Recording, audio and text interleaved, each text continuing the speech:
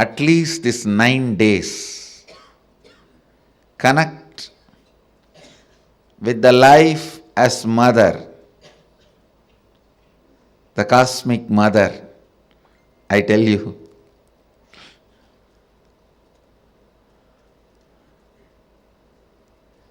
Then you will understand, you will never be same again after these 9 nights.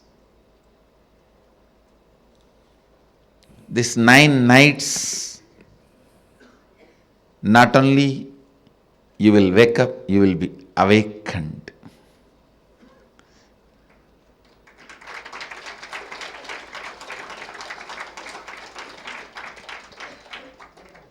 If you can connect with the life, with the same attitude of connecting with your mother, and if you had incompletions with your mother, complete with that first.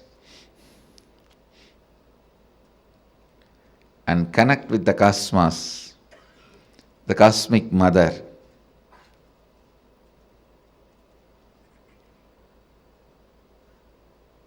You will not just wake up, you will be awakened. I myself had a great mother, and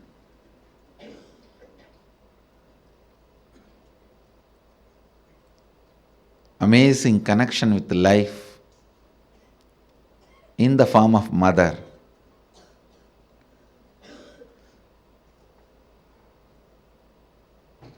Even though I had darshan of different gods, goddesses,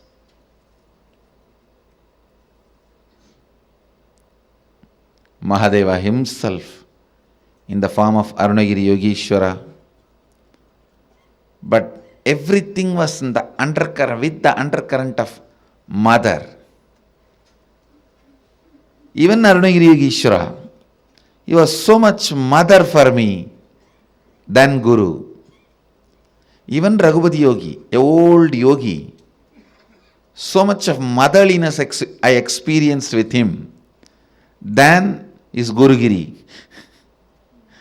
than him being a Guru. I tell you, of course, Mata Vibhudananda Puri, she is a woman, an elderly woman. By nature, naturally you will experience her motherhood. But even with Raghupati Yogi, the kind of a motherliness I experienced is amazing. Connect with cosmos, the form of mother. You will experience so much completion, so much motherliness in everything.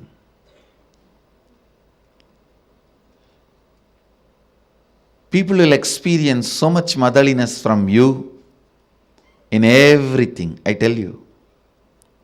When motherliness starts oozing out in you, even the chair on which you sit will become complete.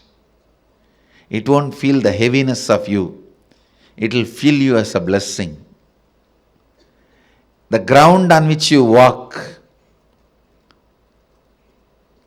will feel blessed by the touch of your feet.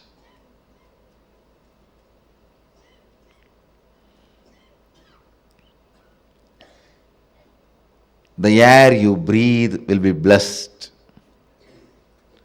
People whom you see with your eyes will experience that love and compassion. I tell you, nothing can be compared to receiving the love of motherliness and sharing, radiating the love of motherliness. If you can't radiate, receive and radiate, whoever you may be, you waste your life. You are missing one of the major dimensions of your life. Whether you relate with your Guru or your God, it can be any God, Shiva, Vishnu, Parvati, Durga, Kali, Ganesha, Subramanya, any God. If you can relate with the tremendous motherliness, if you can perceive motherliness from your God and Guru and radiate that motherliness to the people around you, you have succeeded in the game of completion. You will bring so much completion into you and to others. So much completion into you and to others. My Navaratri message to all of you: connect with the whole world as you connect with your mother.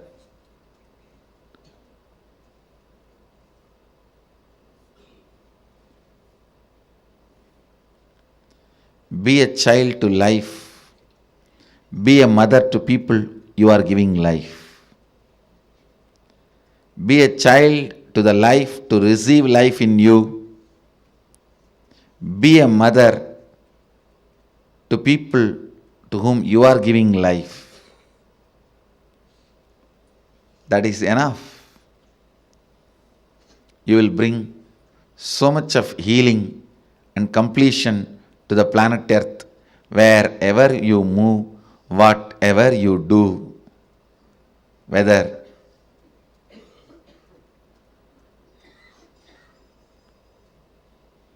you are a professional, engineer, lawyer, doctor, politician, political leader, celebrity, spiritual leader, whatever you may be doing,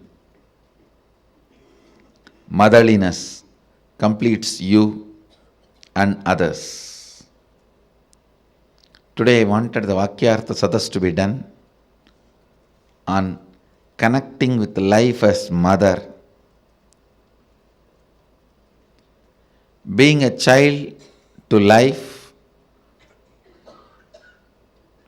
and being mother to the people you have to give life. Being a child and being a mother.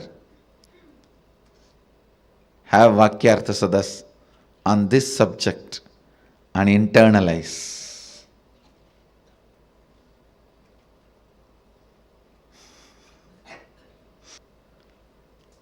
With this, I bless you all. Let you all radiate with integrity, authenticity, responsibility, enriching, causing, living Advaita, the eternal bliss, Nithyananda. Thank you. Be blissful. Nithyananda Dhyanapitham, Nithyananda Nagar, off Mysore Road, Bidadi, Bengaluru. Phone 08027279999. www.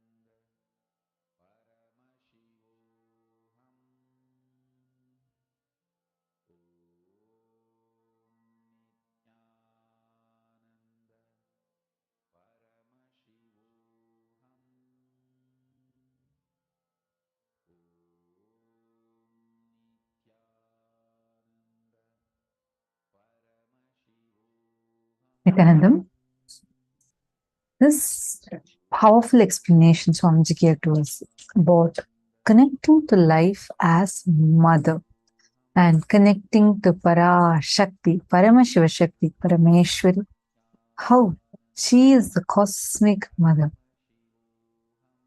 She is manifesting for us here, for each one of us here, and showering us all with this amazing blessing to connect with the cosmos as our mother.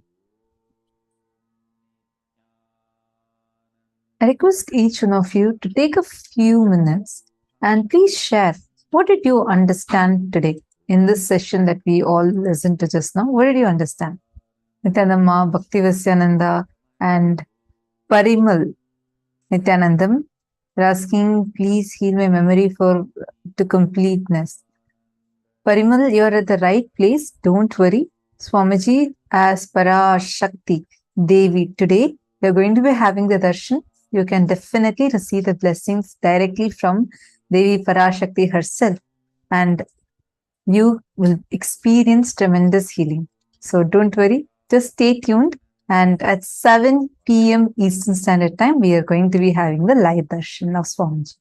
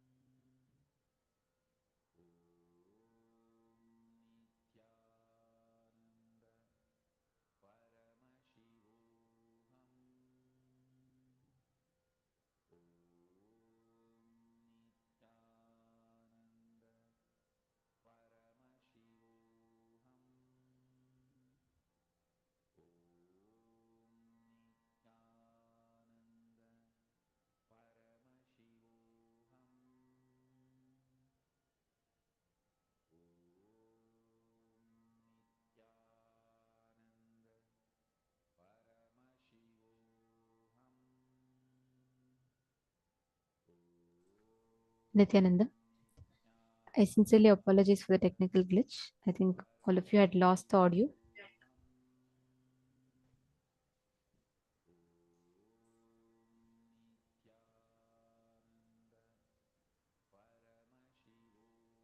Nityanandam, apologizing for the technical glitch. So hope all of you are able to hear me now. Yes. See, like Swamiji beautifully revealed in this session, right? Life starts with mother worship. You can connect to life through mother worship. Whenever you connect to life, you experience the divine cosmic energy, the mother, Parashakti, Parashodasi, Parameshwari manifests in you. Whenever you have some crisis, some problem in life, remember this one thing: what you are mothering in your inner space, that is what becomes reality in life. Are you mothering powerlessness in you, or are you mothering completion in you? What you mother, that is what you manifest in life. So, life starts with mother worship. That is why Hinduism is mother worship based tradition. Swamiji tells actually the reason why Hinduism has been the longest surviving civilization. You'll be surprised to know it is not because of the knowledge that we have, it is not because of the enlightened masters, it's not because of any of it. They're all also one of the reasons. Somebody told the main root reason is mother worship.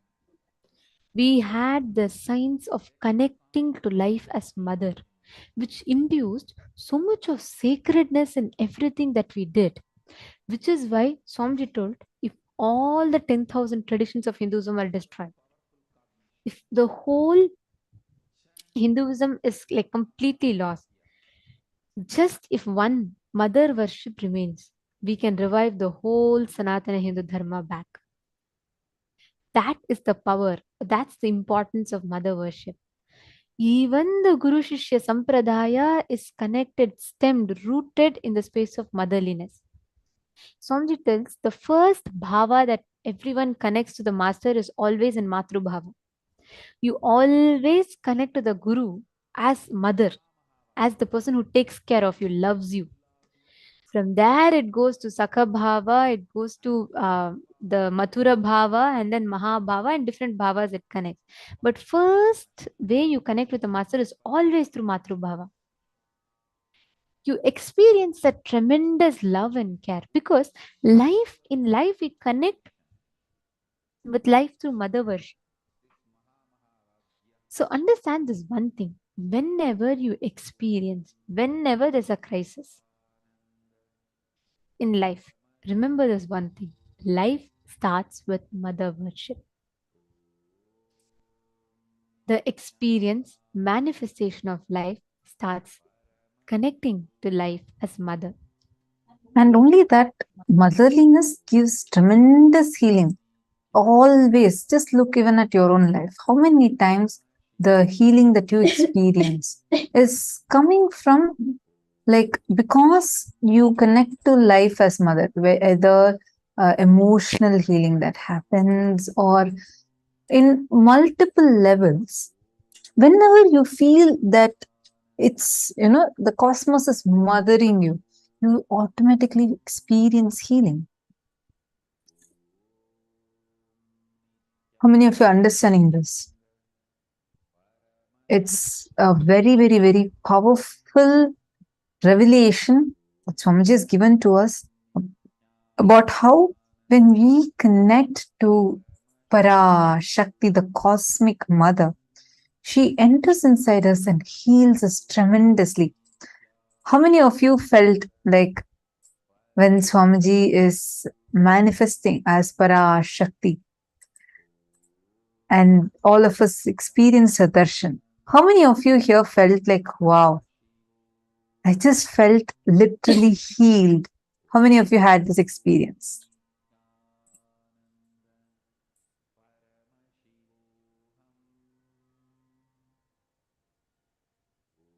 That means you have experienced the motherliness of the cosmos. Always the motherliness of the cosmos heals us.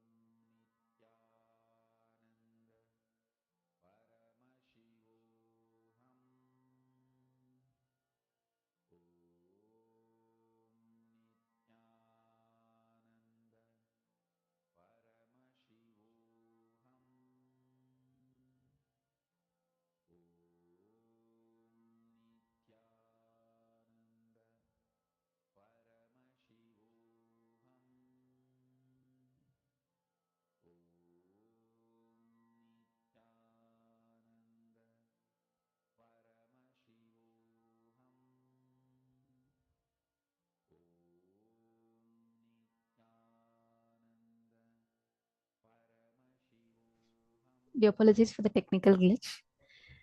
Now, Swamiji had very beautifully revealed to all of us about how life starts with mother worship. We're going to be understanding about how life is all, everything in this universe is made up of Shakti, the divine feminine consciousness. Life is infused with that consciousness. Let us listen to the revelations of how everything is Shakti.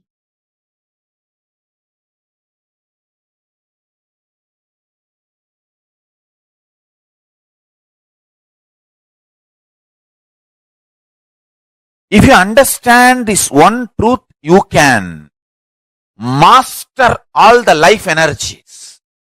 Please understand. If you can master your life energies, you will master your destiny.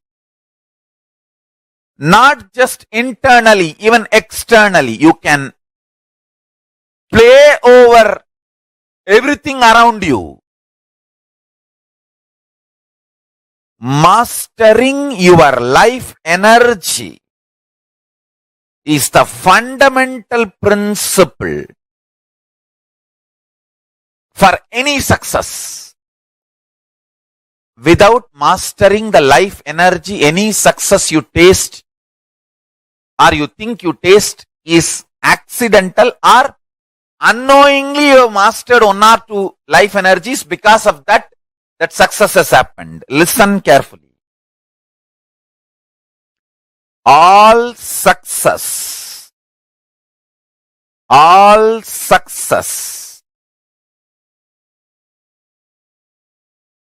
in the life can be just like that, achieved, manifested, if you master your life energies. Let me define the word life energies.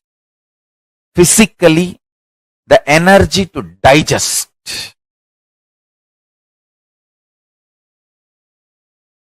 Psychologically, energy to tolerate. Emotionally, energy to sacrifice. Understand? All these are directly connected to Manipuraga. All these three. Energy to digest whatever you eat. Energy to tolerate whatever you think as injustice to you. Please understand, in the whole life, there is nothing called right, wrong, good, bad. You can be the king of the world and continue to feel there is so much injustice done against you. You can be homeless street beggar and feel that world is revering you, honoring you, showering too much on you. The internal experience of the life energy has nothing to do with external happenings, but the internal life energy can manifest and change the external situations. Stand. A man who is homeless street beggar feels grateful to life, does not continue to remain as beggar. If he chooses to remain as a beggar, he is no more a beggar. He makes himself available for the people to do charity. He is no more a beggar. Understand?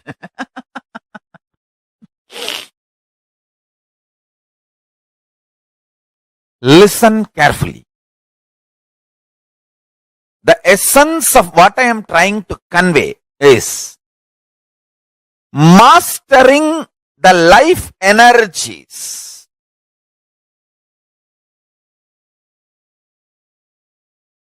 I am going to talk about the Sankhya, multi-dimensional logic of life energy. Ability to digest, ability to tolerate, ability to sacrifice,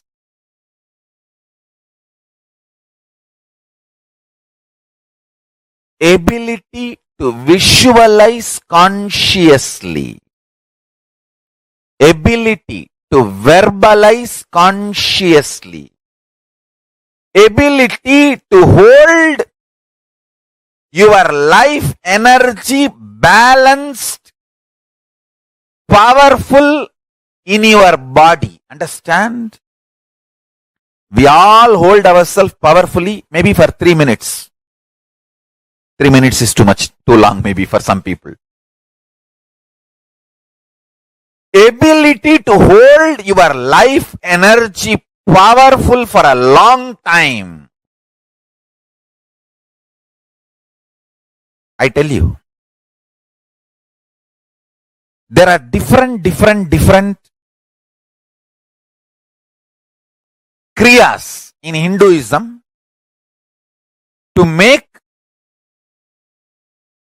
each power,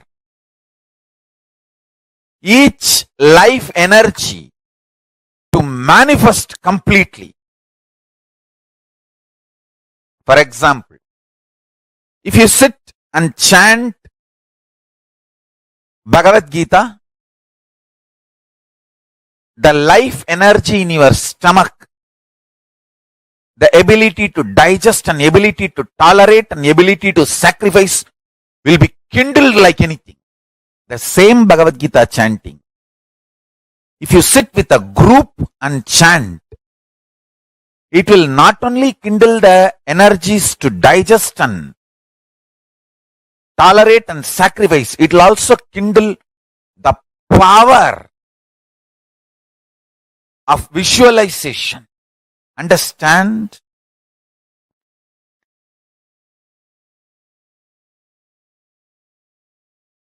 Each kriya in Hindu tradition is designed to help you master life energies. And everyday puja is like your own reserve bank for life energies. Atma Linga is like a governor's signature. You can sign in any $1 billion note using Atma Linga for your life energy to manifest in you.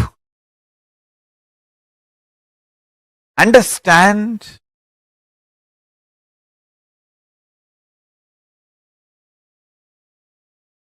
Long rituals are not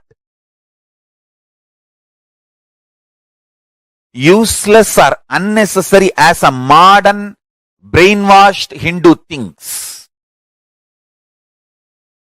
Long rituals are the most powerful method, science, kriya,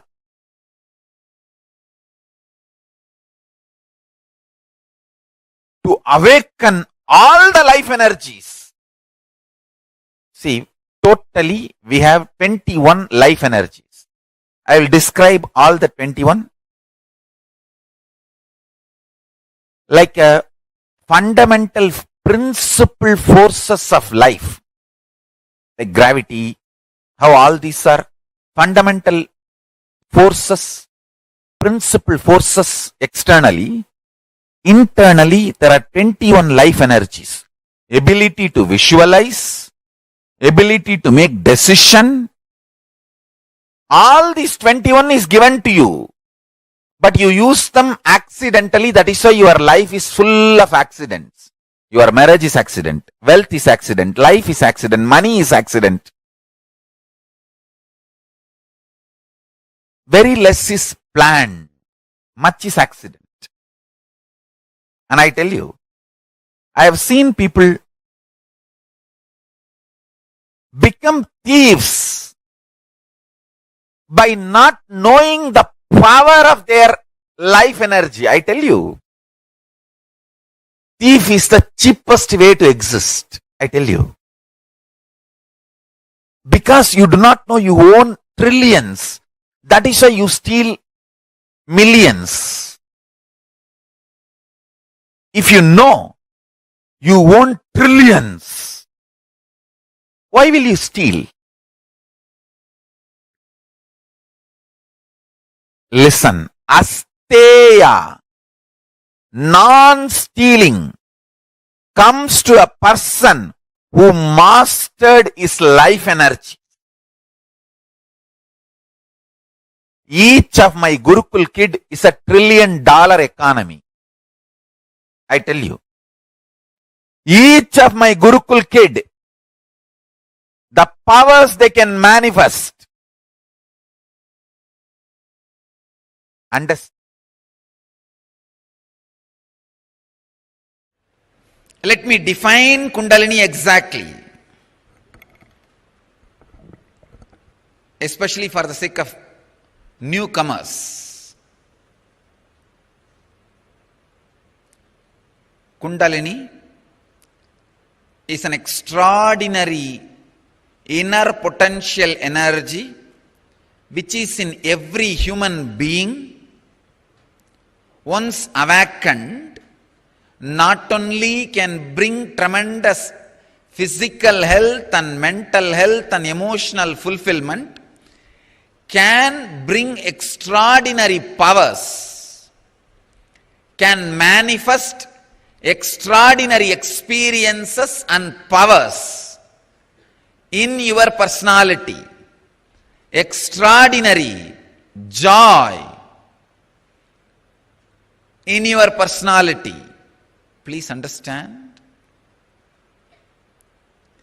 When systematically awakened, it can add to extraordinary power, strength, energy. It is time-tested, foolproof, side-effect-free, science evolved, experimented, experienced, expressed by the great Vedic inner scientists, rishis. Here,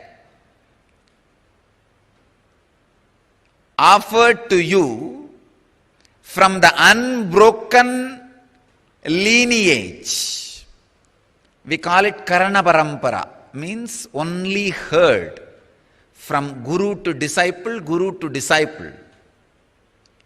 Karana Parampara means never written. Guru teaches to disciple, disciple teaches to his disciple. Succession of unbroken lineage of enlightened beings. It is transmitted and now it is here available to all of you as one of the great signs. One unique thing we did as our contribution, doing modern day scientific study on this Kundalini awakening. As you are all maybe aware, the last inner awakening we did a research, scientific study on group of people. Whoever had initiation, actually whoever accepted to participate in the program, all the people who participated, of course all of them had initiation every day. Within 18 days of Kundalini awakening initiation, all of them had 1300% of increase in mitochondria cell energy level, which is groundbreaking, earth-shattering, because maximum the mitochondria cell energy level can be increased by any available drug, therapy, yoga, exercise, only 30 to 40%. But this process has increased the mitochondria energy level to 1300%. I think this doing scientific study, validating it and presenting it to the world. All the participants who participated had this experience. This is what is our contribution.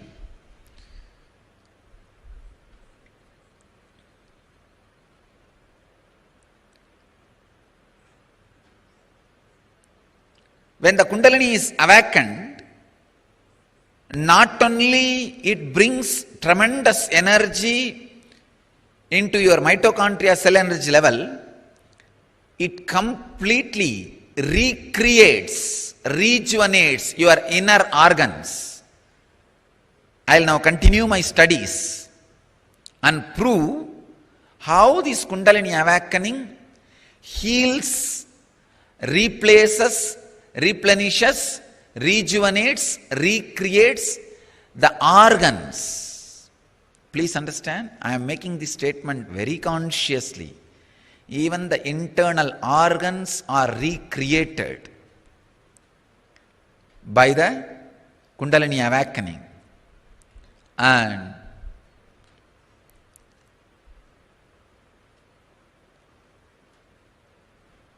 Kundalini awakening can directly make you young, not just look young. It can really make you young. Because the mitochondria cell, if it becomes old and tired and starts dying, that is the aging process and death process. When the mitochondria cell energy is drastically improved, the degradation, deterioration and death of the mitochondria cell energy is stopped. So naturally it becomes anti-aging. The aging process stops. Not only you will look younger, you will be younger. This is the best technique to grow young.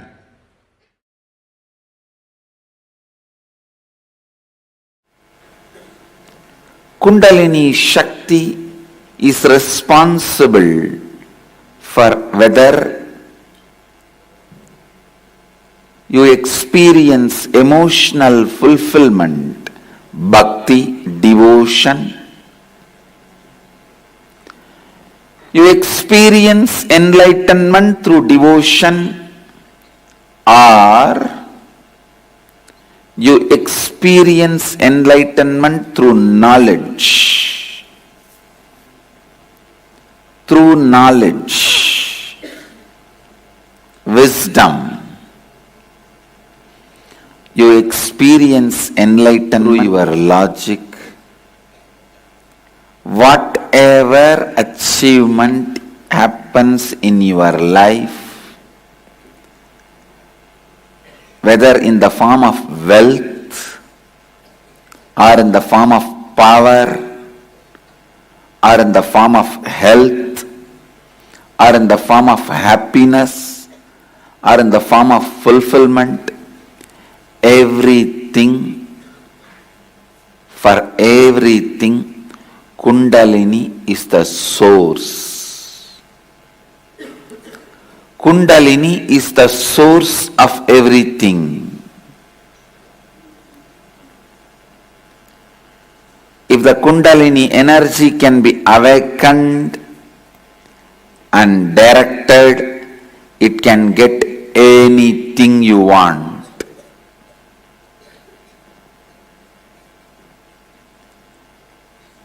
It can get anything you want. Listen to the deeper secrets of this Kundalini. This Kundalini is the bridge between man and God. This Kundalini is the source of the energy in all of us.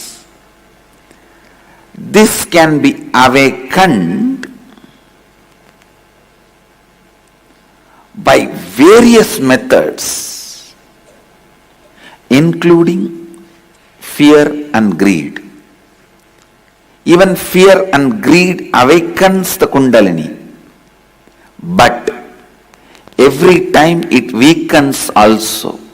It is like a Kundalini is described as a sleeping snake in tantric traditions. Each time your fear or greed awakens Kundalini, it is equivalent to throwing a stone on the snake and making that snake hiss. Yes, when you throw a snake, it wakes up. It's awakened, but also weakened. You can awaken the snake, you can wake up the snake, either by sound,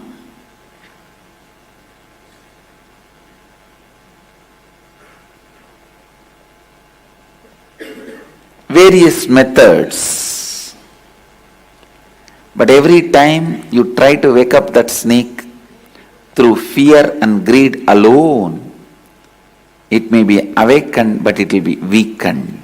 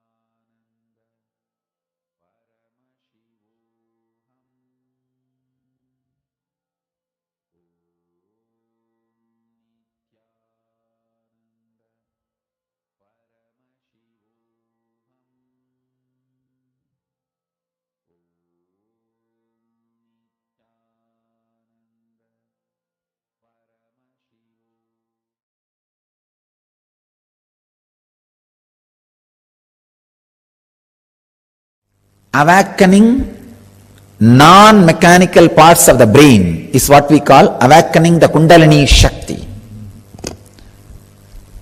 There is an intense potential seed energy residing at the root of your spine, which is awakened through the proper process. I can call it the potential bioenergy.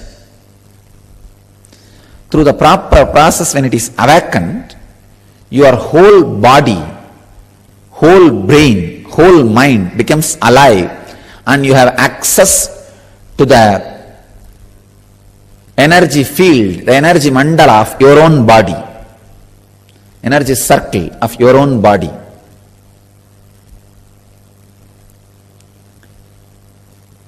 There is a great lady saint who knows the science of sacred feminine in Tamil Nadu. Her name was Avvayar. Very great saint. She gives the whole science of Kundalini in her stotra towards Ganesha. She sings beautiful verses on Ganesha. In that very beautifully she describes the science of Kundalini.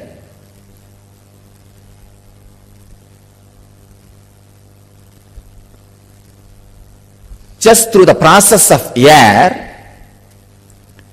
how to awaken the fire of Kundalini Shakti in your body and experience the ultimate success in the outer world and in the inner world.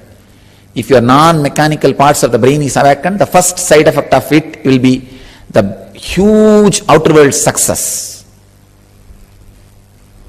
Not as a main effect, side effect. The main effect will be enlightenment itself.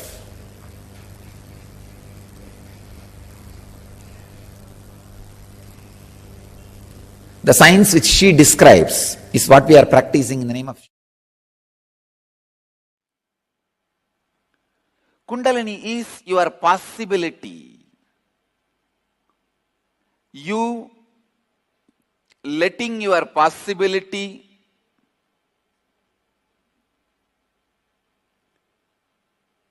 happening in you.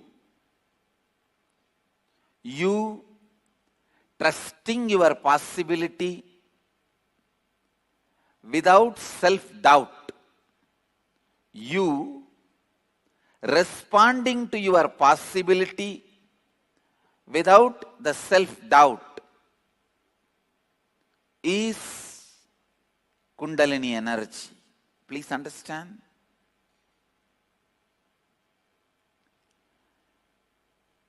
Each human being allows himself to be expressed, allows his possibility without self-doubt in one dimension, no doubt. Even if you are a useless fellow, to be useless in that dimension, you allow your possibility without self-doubt. Somebody allows their possibility without self-doubt in the field of cooking. This guy may be useless in all other fields, but in cooking, he has no self-doubt about himself. He knows any dish he sees, he will be able to make it. Some people will allow themselves without self-doubt in the field of medicine. Maybe an orthopedic surgeon, or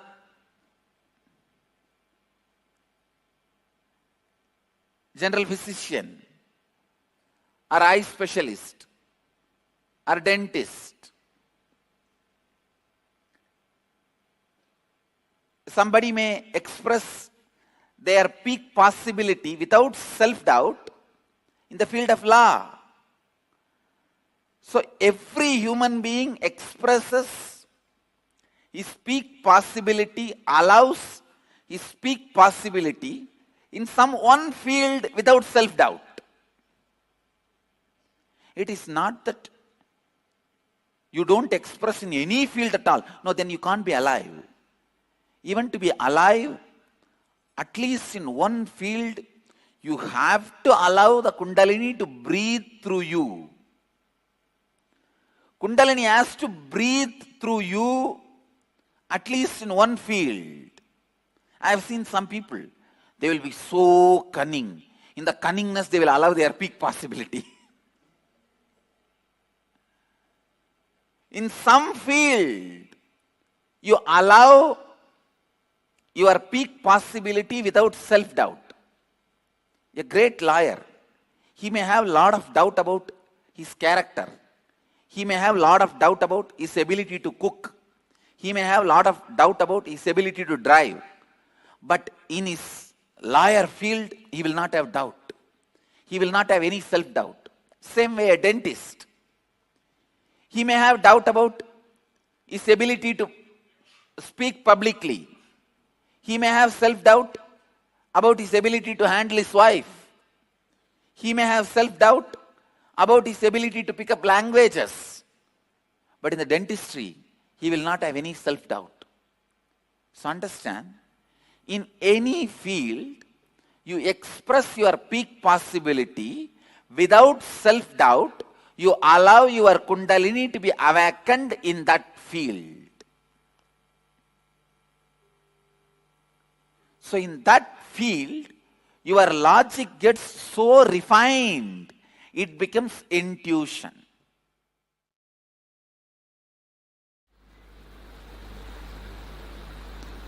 Listen. Kundalini Shakti can directly make you more productive, more aware, more conscious, intuitive, ultimately rich.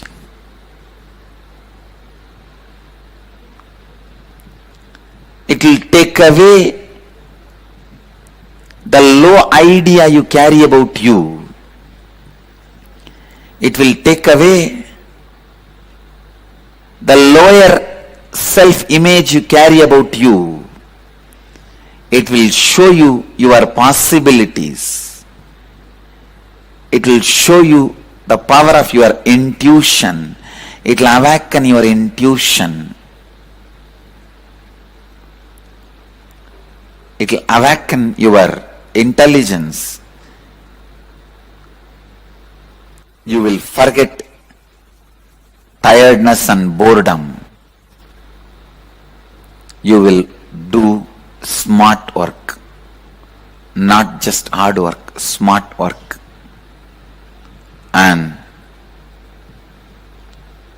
with this smart work, naturally you will see you are more active, alive, productive in your job, in your business, in your day-to-day life. See, if I say what all ways Kundalini will be useful to you in your day-to-day life, it will look like if you win a lottery of 100 crore, you can buy a best shaving blade,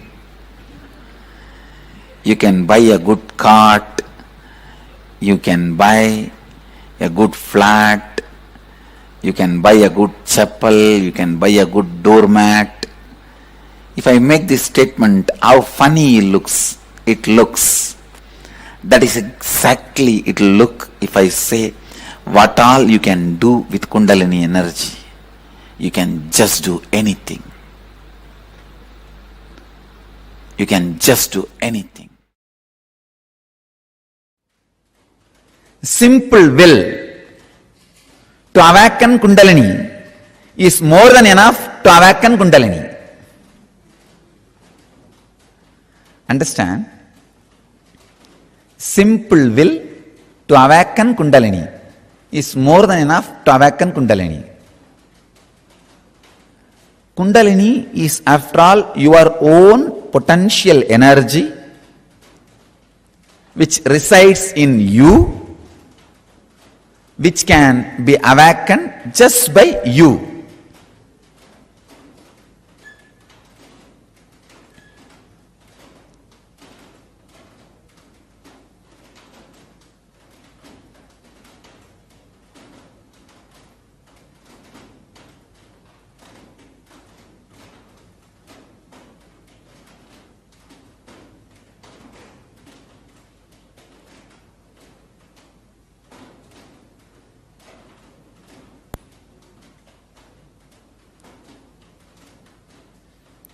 Simple will and instruction to yourself that let the Kundalini be awakened can be the straight technique to awaken the Kundalini. You may think, how can this be? Because you never had trust over your will. Many times your will failed in the outer world because of the clash of wills with the world. When too many wills clash, it may fail sometime. Because of the outer failure, you slowly lost trust over your very will. Understand? In the outer world or in the inner world, the will fails only when the clash of wills is there. Because you failed in the outer world will, you lost trust over your will even in the inner world. I tell you, simple will can awaken your Kundalini Shakti intensely. You don't need anything. It is your own energy, your own power. It's like if your hands are tied for 2 years, you forget you can lift and move your hands as you want. You can lift and move your hands as you want.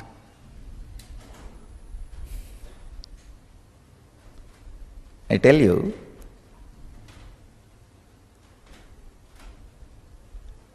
there was a research. Some animals which are kept in cage for a long time, even if the cage is opened, they are not interested in going out because of the habit. Habit, very powerful word. If you remove the H, a bit will be there. If you remove A, bit will be there. If you remove B, it will be there. Only if you remove the I, it will die. That word itself shows the strength of the engram. simple will is powerful enough to awaken your Kundalini.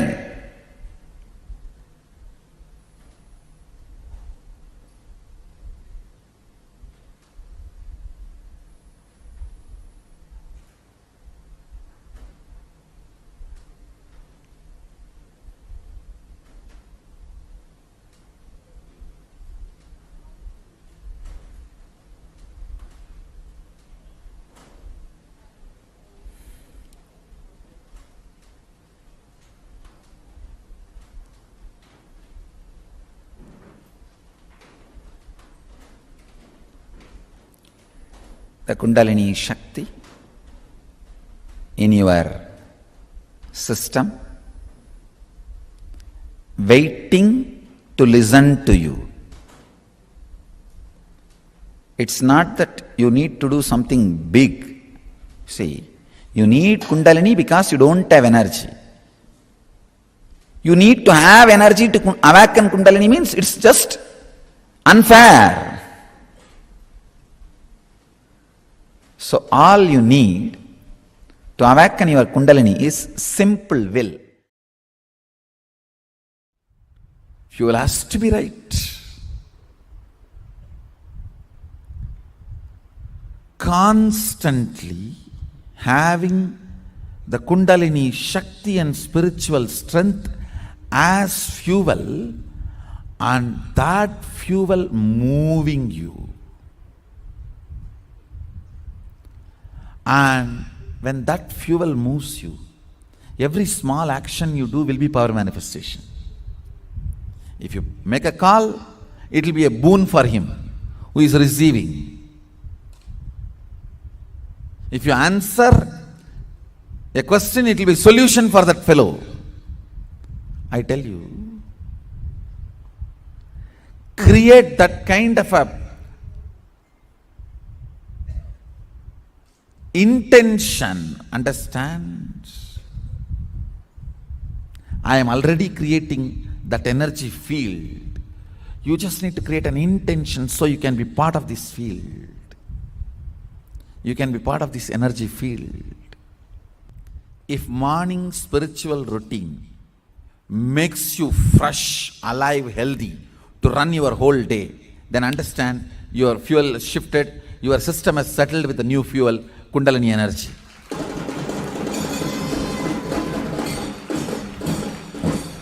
If your head is hanging down in the morning satsang, and if the morning routine is making you tired, you feel it is making you tired whole day, then fuel change is not yet settled. Go and serve in Goshala and do alankara to the deities. That too can help you. I tell you really, if somebody misses the morning routine, we should make this as a rule. If you miss the morning routine, how much ever time you missed, go to Goshala and serve the cows. Go Seva is the only way. Or go to temple and do alankara of the deities. That's the only way you will get back to that fuel change. Fuel change should get settled in your system. Awakening Kundalini is not good for married couple. Don't worry, it is good. Nothing wrong. Nothing wrong. Tea, alcohol, sex should stop who practice Kundalini. Nothing like that. Say, awakening of Kundalini, you may drop alcohol, but other than that, nothing like a tea, coffee, the regular married life, or nothing will, it's nothing, no way involved in that. So don't worry, Kundalini can be awakened for all the people. This is Madhuri from Jaipur, Rajasthan. Swamiji, I am learning physical exercise, yoga and martial arts from last 2 years. We learned some techniques in martial arts. That if, like somebody hold your both hands, then how we can take out our hands easily from the other person's grip. In this technique, the person who wants to take out his hands out of the other person's hand grip will put a force in outward direction to the point where the hand is weak, towards the thumb side. Before, when I used to practice the technique and hold the other person's hand very tightly, since they know the technique, they used to take out their hands very easily. Now I am doing Nitya Dhyana and listening to live satsang regularly by your grace. Just 2 days before, on 13th January, I practiced the same technique, but nobody was able to unlock my grip. Not even batchmates of my age. In fact, the senior most in my batch was struggling to take out his hand from my grip. Is this Kundalini Shakti? And if yes, is my Kundalini Shakti has awakened? Madhuri, it is the side effect of Kundalini Shakti, no doubt. And your Kundalini is awakened, no doubt. Two things. In the martial arts, when somebody touches you, if your Kundalini energy is more than their Kundalini energy, even if you don't attack them, they will just fall. They will be completely shaken. The martial arts is more Kundalini energy based. The other day I was seeing a video, a Chinese master, he did not touch even one person, but he was fighting with 20 people. All 20 were rolling on the ground. He did not touch even one person. So what you see here,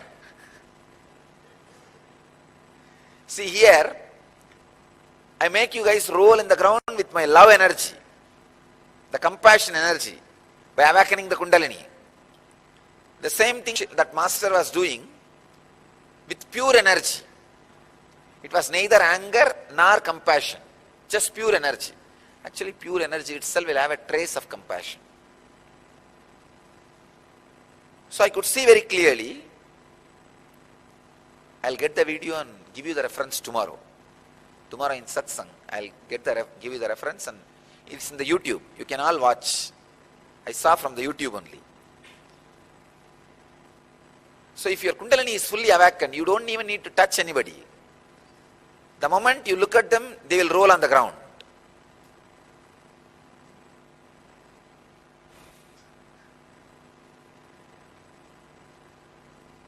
So your Kundalini is awakened. That is the reason nobody is able to unlock themselves or defeat you. Madhuri, you are in the right direction. Please enjoy.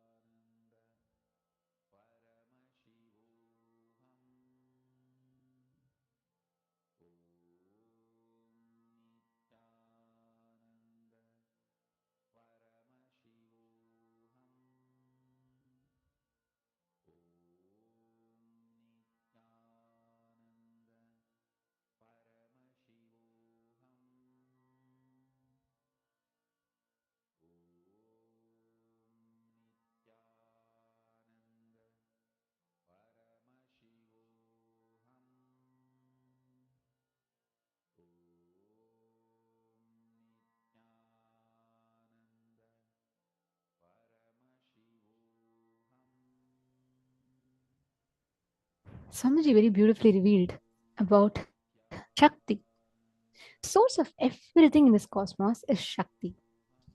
It is based on energy, the divine feminine consciousness that the whole universe functions. Swamiji also revealed to all of about how we just harness this one completion. If we just learn this one of completion, when we start unclutching, whenever we tune in with existence, we experience this energy. There's a very, very beautiful story of Devi, how she is in a frequency. Swamiji tells, because she's the mother, the cosmic mother, she's always in a herself available in a frequency which is immediately accessible to human beings. The moment you connect to her, you can experience. In Hinduism, it's why the first relationship that you're taught in Hinduism is the first relationship you're taught is mother. Because you start connecting with life through mother, you come out through your mother. You start connecting with life through mother. Experience life only when you start mother worship. At all the days in Hinduism, we worship food as Annapurna Devi. We worship water as Ganga Devi. We worship Saraswati, knowledge as Saraswati Devi. We worship power as Durga Devi. We worship wealth as Lakshmi. Everything. We worship earth as Devi. We worship nature as Prakriti Devi. Everything, food, water, shelter, life, money, wealth, health, everything is connected to Devi, mother. From her, you start relating to life.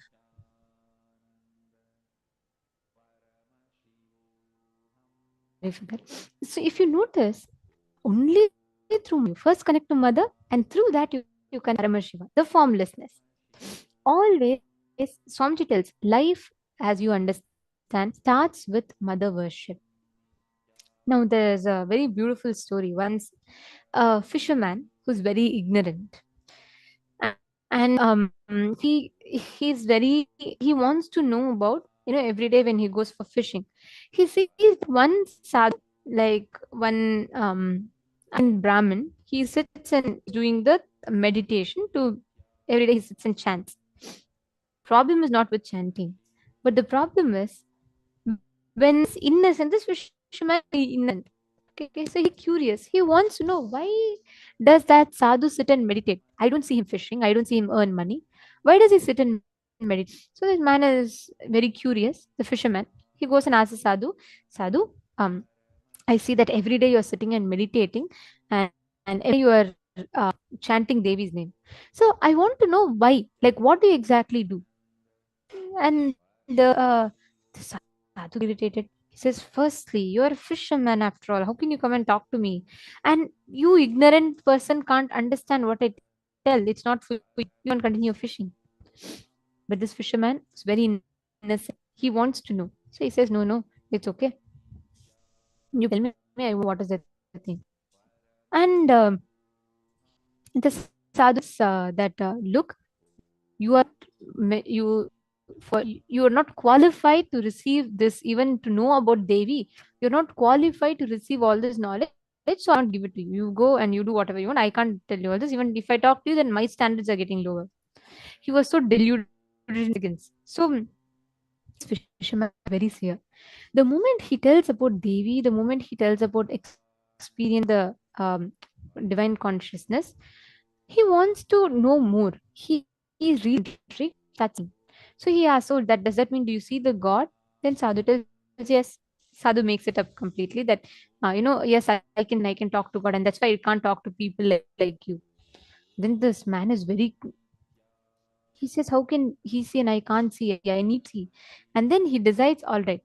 And, he asks what is meditation. The self meditation means like having Devi as a topmost urge, right? And then this man is not teaching anything to him, the fisherman. So the fisherman tells, okay, if you don't teach me, I'll just jump into this river and I'll give up. Then he was like, God, this is such a heady man is not leaving.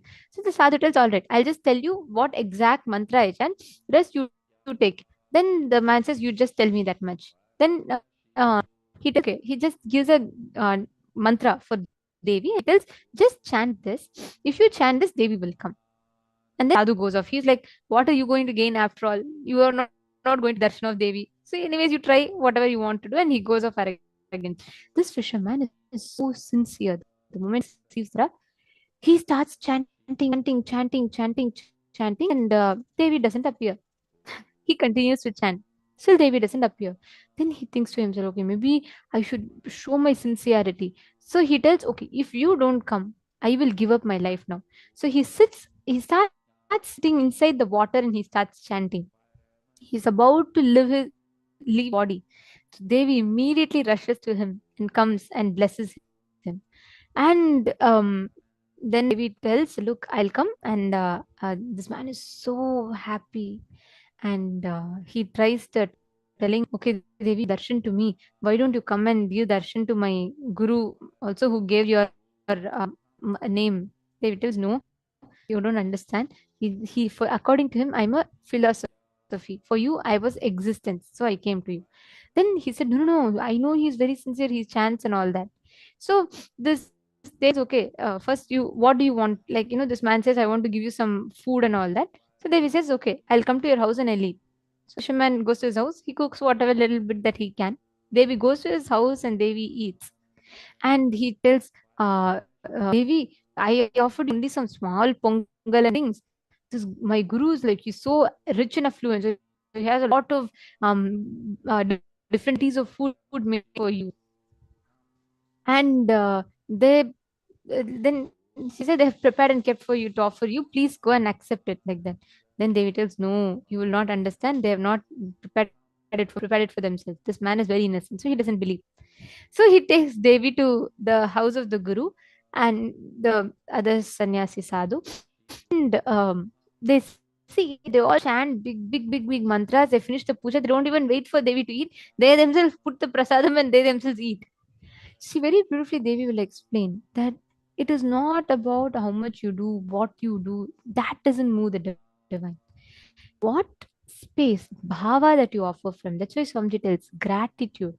It is the gratitude that matters. When you connect to life, when you start connecting to life as mother, the divine feminine consciousness, she herself rushes to manifest for you. She herself rushes to attend to you. That is why Devi Parashakti is the embodiment of supreme consciousness. She manifests as your existence, she manifests as your existential expression of the divine. When you connect life through motherliness, you will experience tremendous healing in life. In your life, the way how you exist transforms when you connect to Devi Parashakti. We all of us have experienced Parashakti's darshan in the last few days. And today also we're going to be preparing for it. It's very important for us to know how motherliness alone can heal you tremendously. Let's listen to the revelation from Swamiji.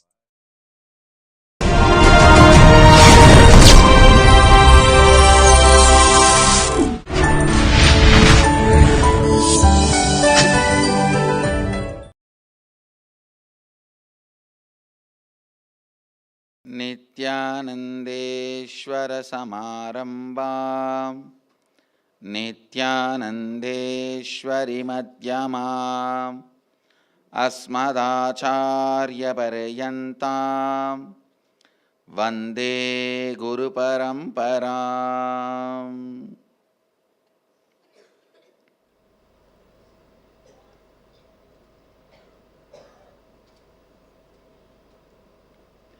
I welcome you all with my love and respects. I welcome all the devotees, disciples, Samajis, Satsangis, Sri Mahants, Mahants, Tanidar, Kotari, owners of Sarvanyapita, visitors, viewers, sitting with us all over the world, through Nithyananda TV, Sadhana TV, Ara TV, Nakshatra TV, and two-way video conferencing, having Nayana Diksha,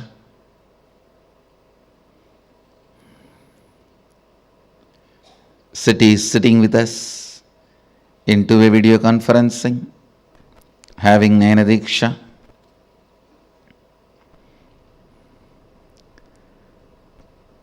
Seattle Adinam, Los Angeles Adinam, Ohio Adinam, Temple City, California, Toronto Adinam, Kuala Lumpur Adinam, New Zealand, China, Oman Adinam, San Jose Adinam, Dublin, Ohio, Oklahoma Adinam, Vancouver, Guadeloupe, and lot more cities. I welcome all of you with my love. Yes, let's come back. Nithyananda Nagara Bidadi, Puduvai Adinam, Hyderabad Guptakashi, Singapore Adinam, Kastav Croatia, Trinidad, Bangalore North, St. Louis, Houston Adinam, Ponca City, Morris Plains, New Jersey, Rajabalayam Adinam. I welcome all of you with my love and respects.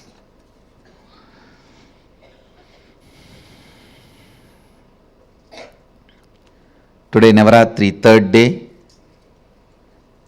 and Venkateshwara Brahmotsavam, second day. Devi is gracing with Lakshmi and Saraswati in Visalakshi Alankaram as a queen of the whole cosmos, ruling the Vishala, everything. She graces in this form in Kashi, so she is gracing in the same form today as Visalakshi and Venkateshwara with Sri Devi and Bhudevi. Bidadi Devi is on Sayanalankara, resting in Yoganidra Samadhi. Let's first receive their blessings and then enter into satsang.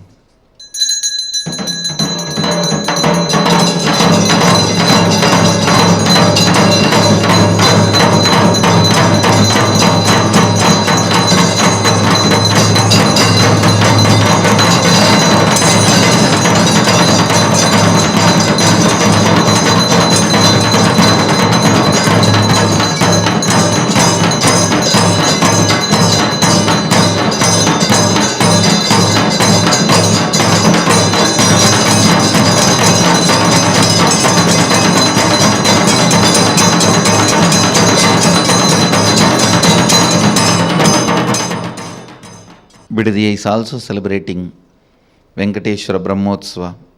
Venkateshwara is gracing on Swarna Hamsavahana, the golden Hamsavahana. Venkateshwara's Brahmotsavam and Navaratri, both are happening simultaneously in Bidadi and of course in Varanasi.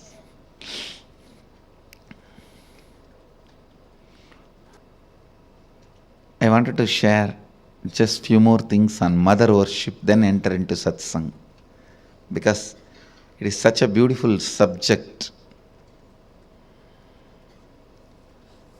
Understand your day-to-day habits, the way you respond, whether you get angry or you are always cool, what for you should get angry, what for what you react politely, how nasty you can get when you get angry, or when you are polite, how you behave, you are good, bad, all these habits. Understand the word habits are from Father. He teaches you. That stays in muscle memory. But how you cognize you, the innermost image you carry about you comes from mother. It stays in biomemory. Understand?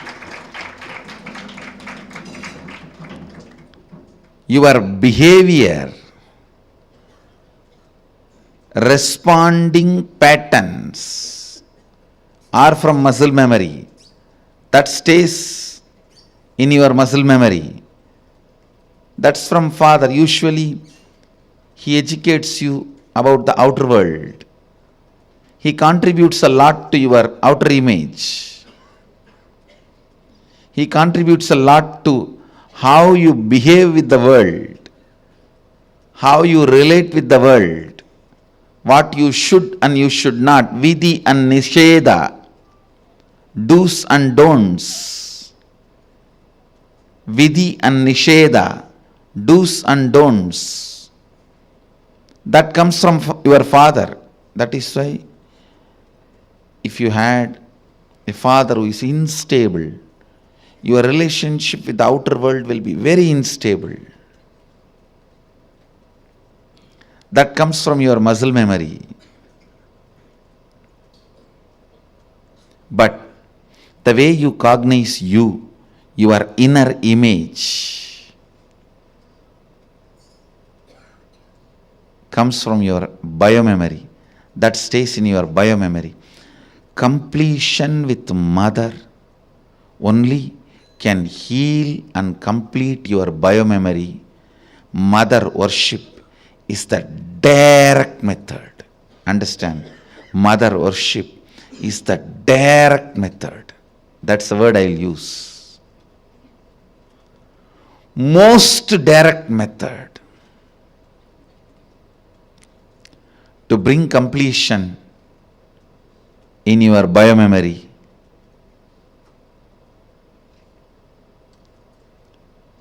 The attitude, the bhava,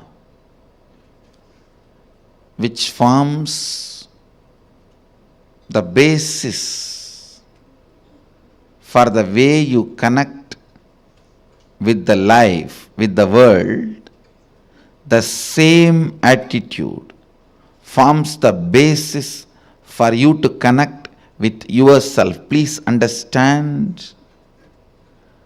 That is what we call karma in Vedic tradition. If you judge, you will be judged.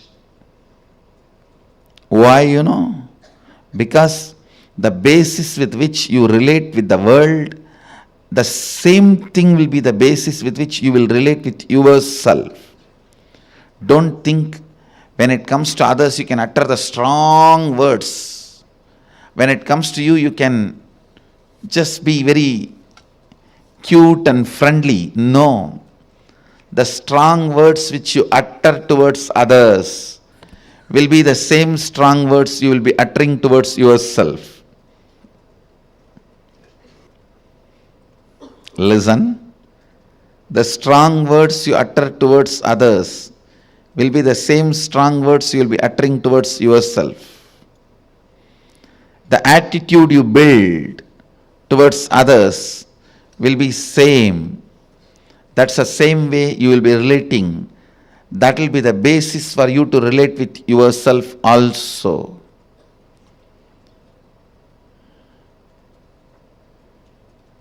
That is why I insist, bring motherliness in all your relationship with others.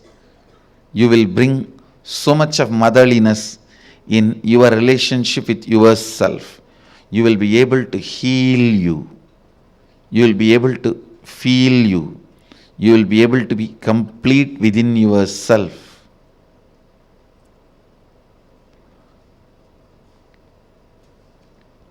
When you bring tremendous healing energy of mother in your day-to-day attitude with everything, suddenly you will see you will become so cool with yourself. I tell you, the best thing can happen to a human being is ability to be cool with yourself.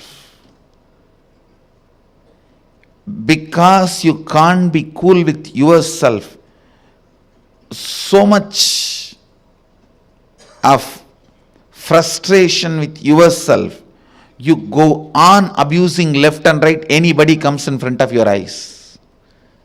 You say, this fellow has cheated me, that fellow has cheated me, that fellow has cheated me, that fellow has exploited me, he has swindled me, he robbed me. Understand your inability to be with yourself, your inability to be cool with yourself,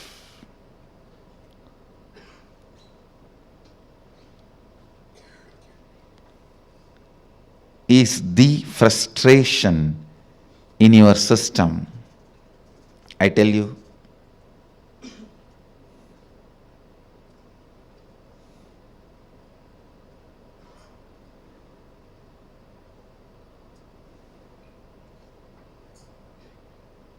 understand? I really want to tell you, bring mother worship as part of your cognition. You will be so cool with yourself. You will be so complete with yourself. You will be so settled with yourself. The fear, frustration, because of frustration inside, how you possess objects or things or persons. Understand? When you are frustrated, suddenly you will have so much of possessiveness to the property you have, or the car you have, or the bank balance you have, or the persons in your life. You will just suffocate the objects and persons who are part of your life. I tell you. Let the car be in garage, not in you. Let things be in their place. Your inner space should have place only for completion and joy. The bliss.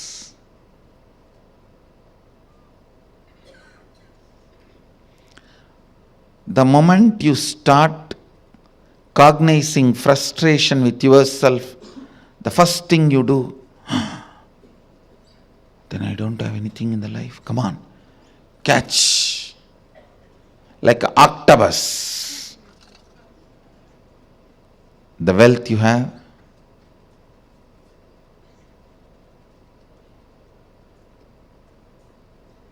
persons who are in your life,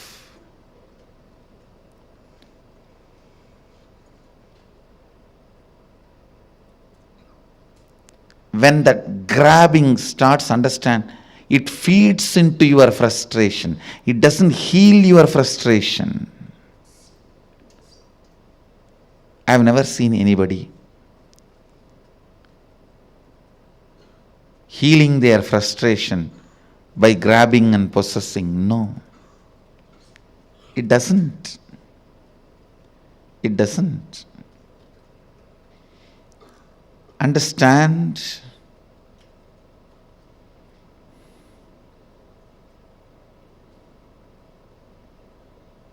The mother energy, completion with mother, and connecting with life as mother, bringing motherliness in your every relationship, not only connecting with the source of life as mother, for whoever you are source of life, letting them connect with you as mother. That's what I said. Be a child to your source and be a mother to all the people to whom you are a source.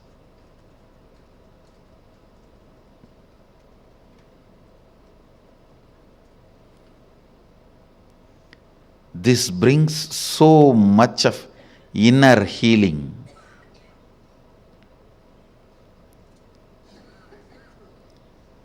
Understand the most powerful, ultimate asset you can have in your life is inner healing.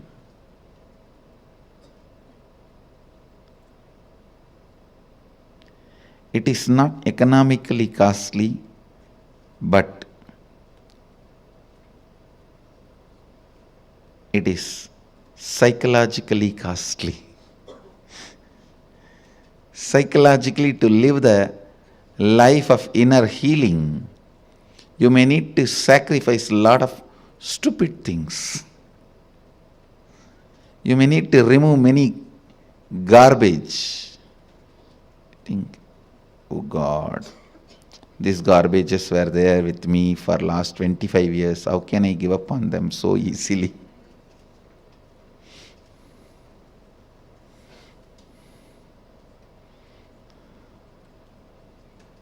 Mother worship will bring so much healing. So much healing.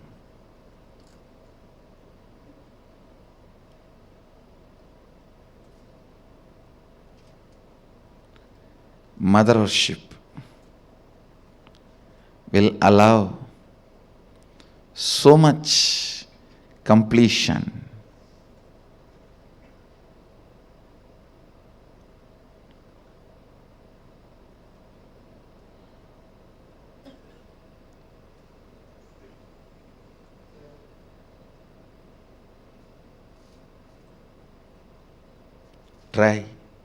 Try connecting with your God and Guru as mother. You will have so much inner healing, peace. Navaratri is the time to connect with Cosmos as mother. Celebrate Cosmic Mother. I bless you all. Let you all radiate with integrity, authenticity, responsibility, enriching, causing, living Advaita, the eternal bliss, Nityananda. Thank you. Be blissful. Nityananda Dhyanapeetham Nityananda Nagar of my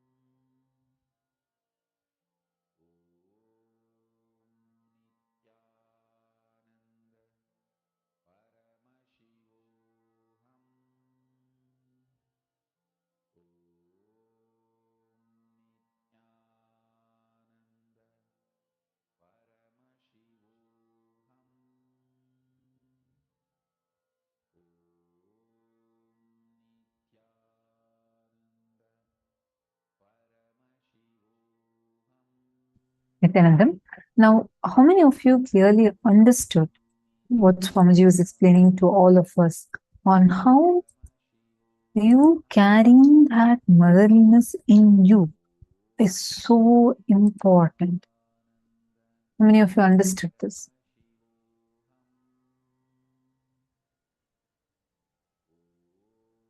I request all of you, please take a moment now and please post in the chat. What did you click with?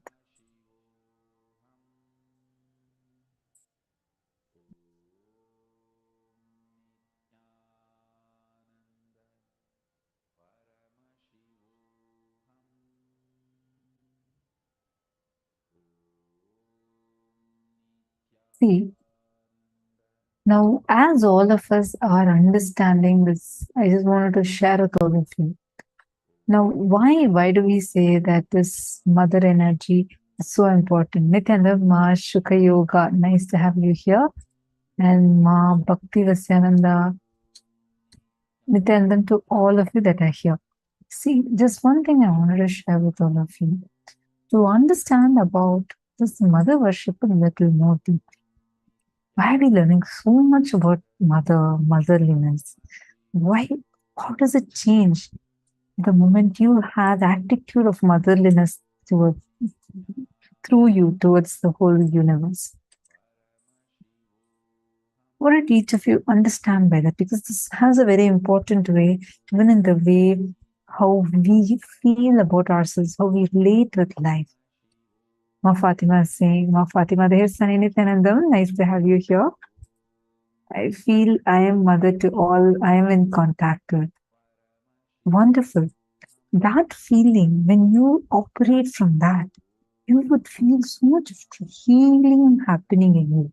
Suddenly, the wounds, the hurts, the feeling, pained cognition, all of them will just disappear.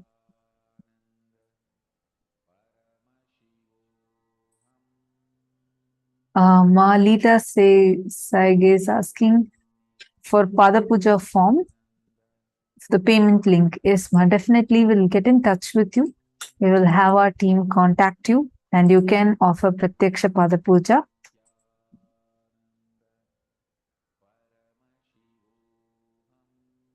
So, how many of you first understood this motherliness cognition? See, when take any situation, I request all of you, please take any situation right now. See it from the cognition that, okay, I have felt pain in all these struggles in all of these situations. Now, the same situation, when you are going to operate just inside you, take a few minutes. Even see, your gender does not matter. It's not that only women have to feel that they're the mother. That motherliness feeling manifests through irrespective of the gender. I request all of you to cognize in the same situation where you felt so pained. Try to cognize now the tremendous mother energy, healing energy. Just look at yourself in that situation. How many of you are able to immediately feel so much of love oozing through you, and that wound does not feel like a wound anymore? See, this is actually looking at everything from the context of motherliness is a very, very, very powerful understanding. It'll just transform the way you relate with yourself and the way you relate with the world, both in a very beautiful level.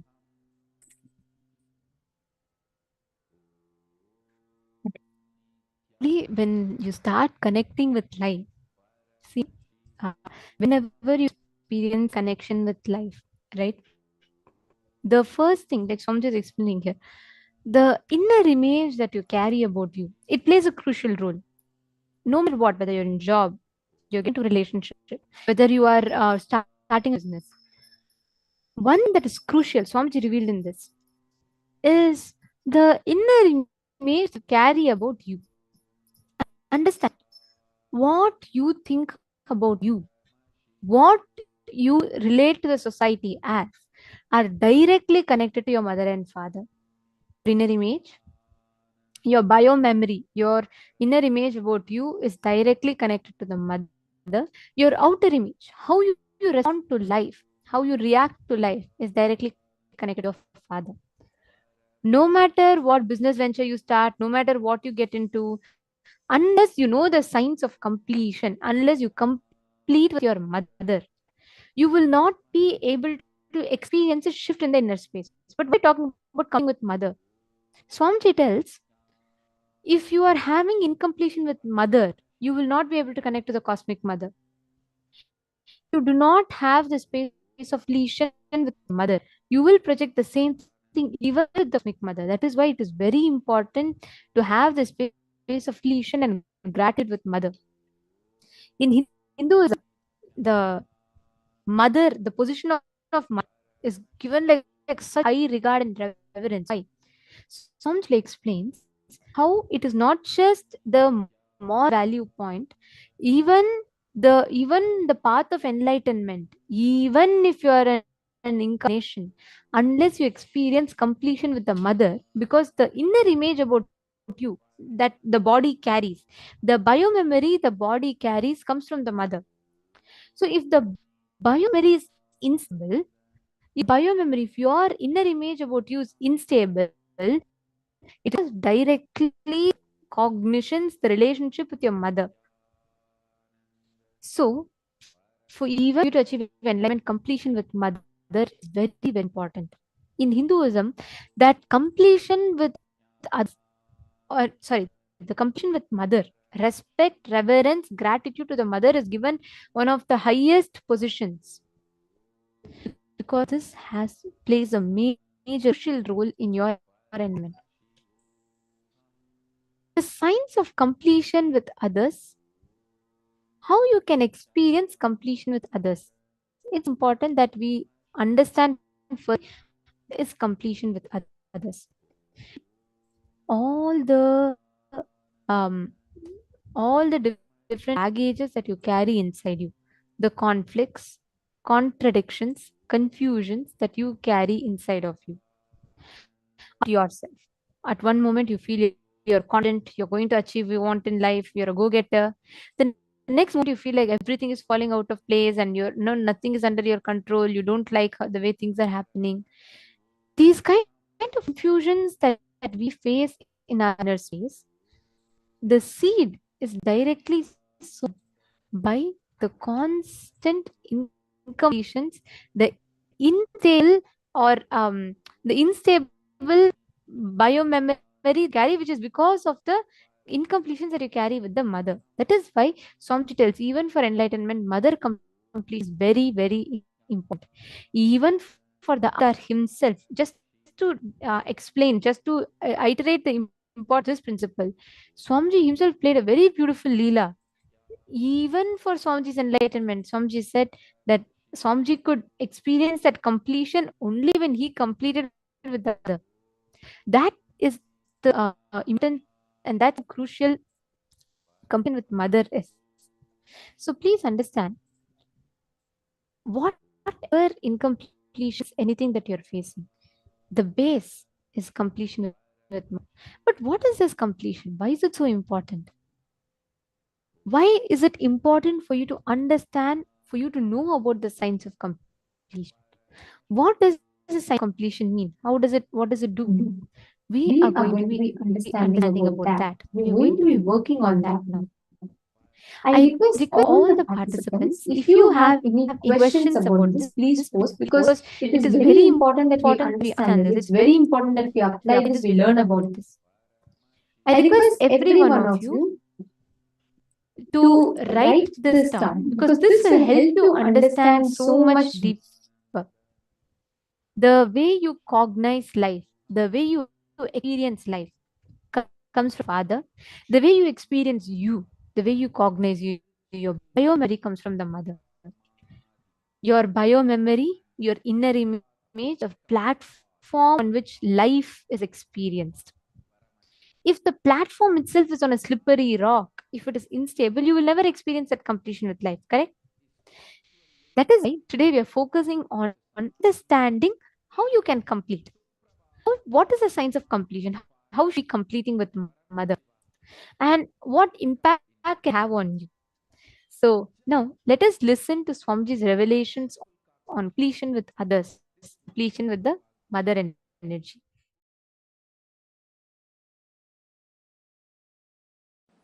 Once Ganesha and Subramanya, both of them have decided to have a challenge that who will quickly go around the world 3 times.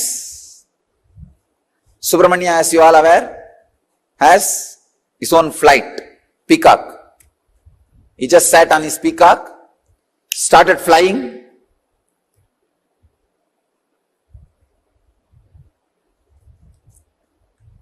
crossing the continents, crossing the oceans, hills, once, twice, thrice. He completed and came back. He saw this Ganesha, heavy guy. His vehicle is a rat.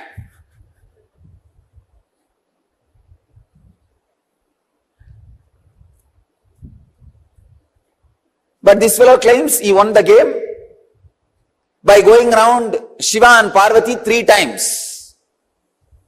He says, I won the game. I went around Shiva and Parvati 3 times. With this rat, what else can be done? யானையை எலியிழுத்து கொண்டு போகும் அதிசயம். Tamil I described, the rat is dragging the elephant. What will happen? That much is the capacity. But finally, Ganesha declares, I won the game. I went around the Shiva and Parvati 3 times. Subramanya asks, how can that be? Very beautifully Ganesha says, you went round your world, I went round my world. Understand, you went around your world, I went around my world.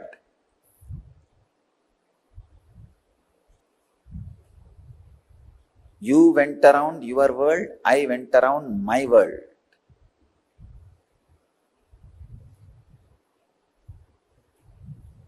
You need to catch this truth. The world, my world. This is the sacred secret. The world is binary, logical, arithmetic, scientific, universal. My world is emotional, based on faith, beliefs, experiences of individual perceptions,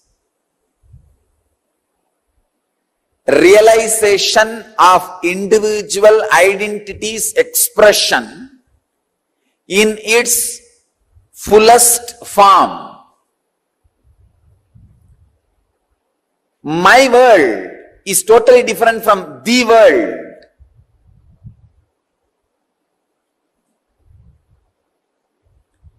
When my world is completely in tune with the world, you are a Jivan Mukta.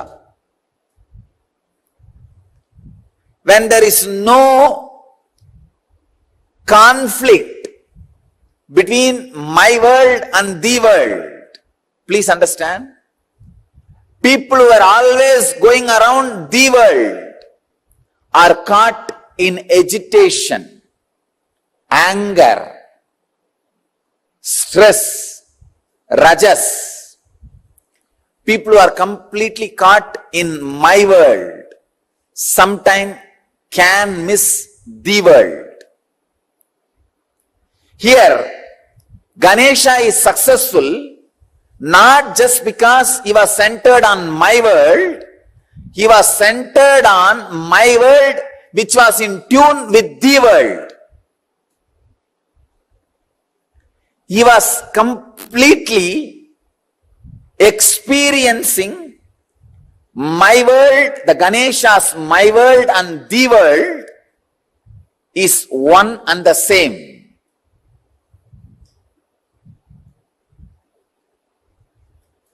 Ganesha's my world and the world has become a solid experience for Ganesha.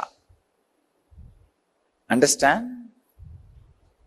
Ganesha's my world and the world has become a solid experience for Ganesha. I'll give you a clear picture. How ordinarily people are caught between my world and the world and start preferring between these two, someone. When you start preferring the world, your whole life ends in depression. You are drained in my world. When you start preferring my world, sometime you can lose your balance and get into some fantasies and whims and fancies. My world should expand and grow and completely should be in tune with the world. Ganesha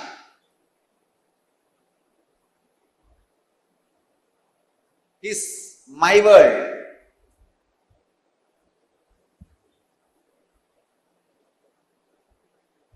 And the world.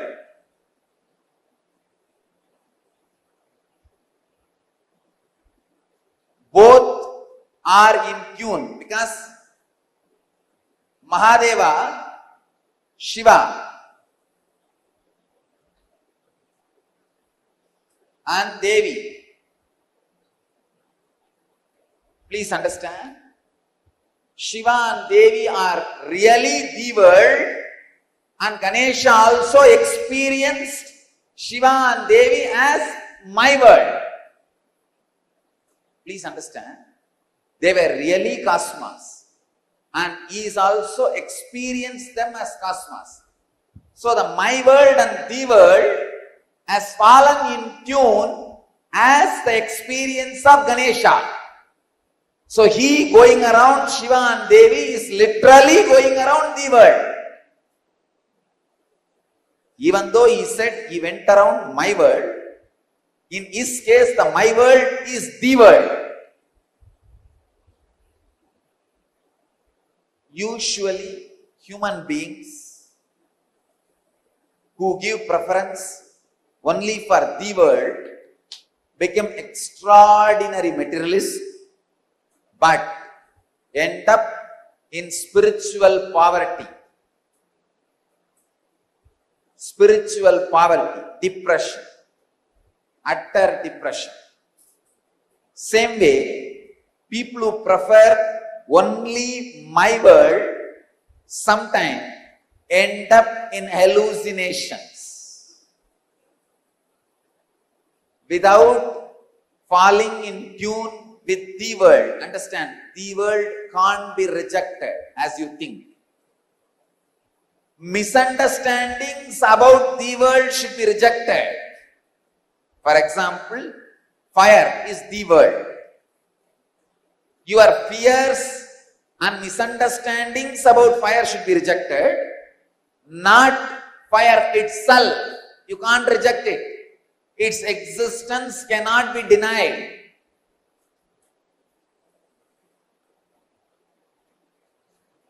Maya is the ideas which are not in tune with the world, but you are carrying about the world are Maya. Maya is the illusory ideas you carry about the world, not the world itself. When you carry the right idea, when you understand the right ideas about the world, you will realize the world is made of the same stuff in which my world is made. Understand? I am giving a new twist. First statement I am making. The fire, earth, water, air, space itself cannot be denied. Your wrong concept about it is Maya. But when your wrong concepts about it is removed, it loses the identity which you are thinking it is having.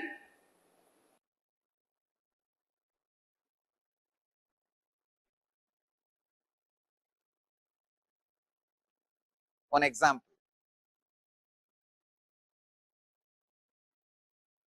The fire. You have fear about fire. That fear is called Maya. But fire itself is not Maya. When the fear is completely lost in you, when you are in tune, suddenly you realize what stuff is a base material for you, same stuff is base material for that. You are in tune already. You can play with it, conquer it, go beyond it.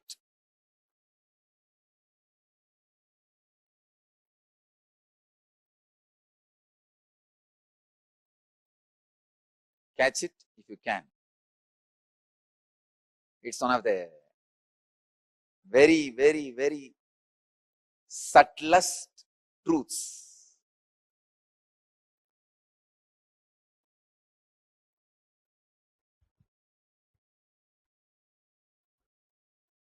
The discrepancy between my world and the world in ideological level is conflict.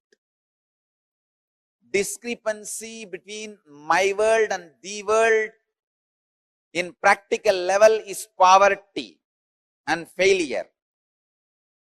The discrepancy between the my world and the world in the emotional level is depression. The discrepancy between my world and the world in the conscious level is illusion.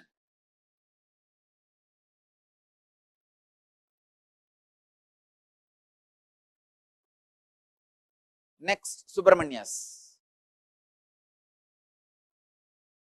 Muruga.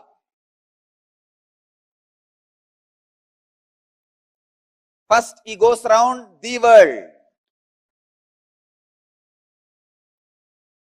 As usual, when you go around the world, you will get into an intense rajas. In that extraordinary rajas, when you claim the victory, he comes back to see already somebody has won the game. It is like, we have a very beautiful story about Bharata, in whose name the whole Bharat is named. He suddenly felt he should conquer the whole world and conquers, reaches the peak of the Meru hills, which is mythological basically in Hindu tradition, to establish his flag. When he goes there, suddenly he finds 10 million flags are there. Means before him 10 million people have conquered the world. All their flags are there. He felt, oh God, where did I land? Then Brahma appears and says, oh my son, do not think you are the first one to conquer the world. Before you, millions of Bharatas have come. Millions of conquerors have come. All of them have conquered this world and claimed it is theirs, it is theirs, it is theirs. For this period, you are claiming it is yours. That's all. Then Bharata realizes, wow. That realization, click, makes him go for doing tapasya and In the tapas, he becomes enlightened. How to be in tune with the world and my world. The balancing of the world and my world happens. Please understand, if you don't balance the world and my world, even if you conquer, it will be suppression of the world, it will get back to you as tsunami. The materialistic civilization is conquering the world without balancing my world, which is leading to all ecological imbalances, all natural calamities. Here, just like Bharata, Muruga comes back after going around 3 times the world, sees Ganesha sitting contently, radiating, and that gives Muruga initiation. Click. So he goes to a private place, Parani, stays there and does tapas, by becoming a sadhu. He becomes a sadhu, leaves everything, goes there and establishes himself in my world. When he is in tune with the world and my world, in the tapas in Parani, he becomes enlightened and starts radiating enlightenment to the world. Understand? The world and my world. You need to understand the whole story in right angle. Don't think he went and stood there in anger and Avai came and sang some songs and then he went away back to Shivan. It is a cinematic version. Exactly this is what has happened. Subramanya,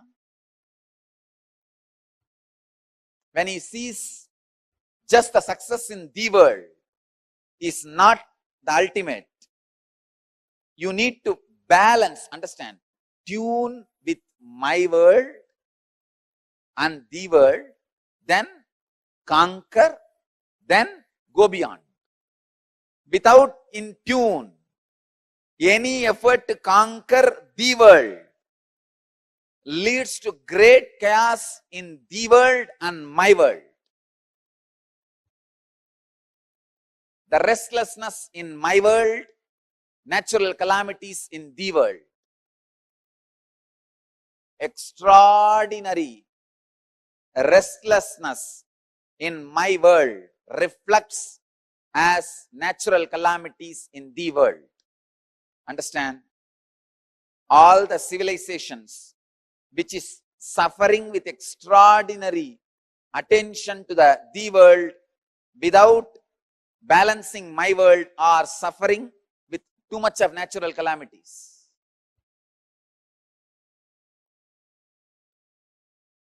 If you study, you will understand this truth. Natural calamity means the whole civilization is too much about the world. The balancing of my world is not happening.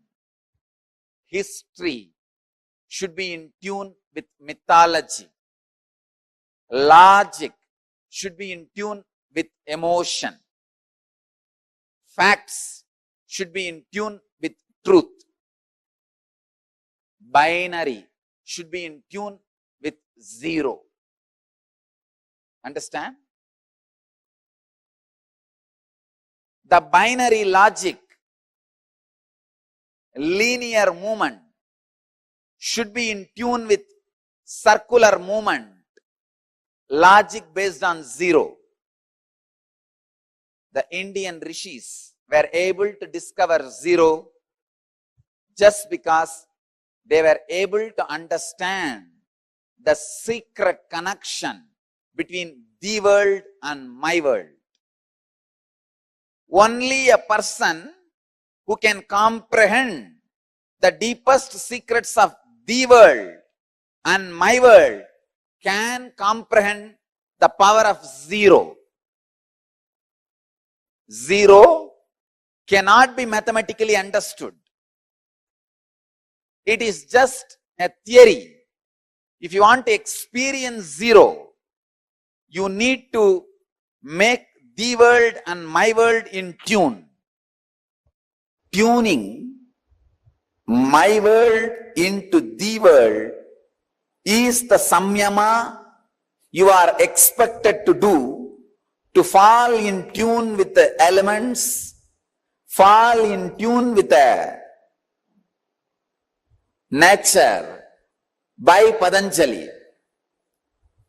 I think this is a very sharp truth, very sharp concept.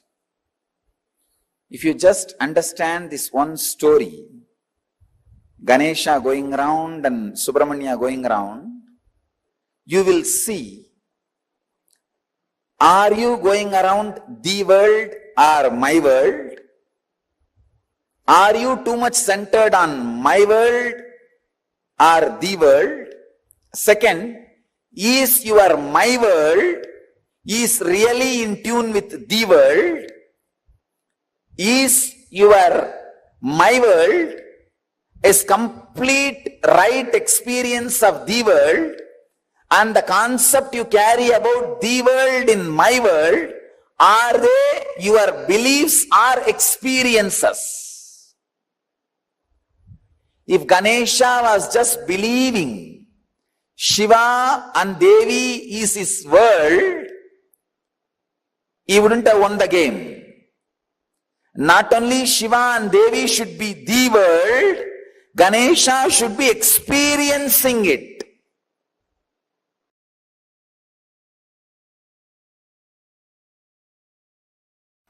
Listen, completion with yourself is more like a spiritual practice. It is with completion with others, the life itself starts. Listen, it is from the completion with others, life starts. The completion with others, I can say, this was the greatest contribution of Vivekananda. Swami Vivekananda's greatest contribution to Hinduism. He brought this idea of completion with others to the front. Completion with others is a spiritual quality, that's all. It is necessary for enlightenment. Unfortunately, we always got the idea, if you have incompletion with others, run away to the higher planes where less people are there.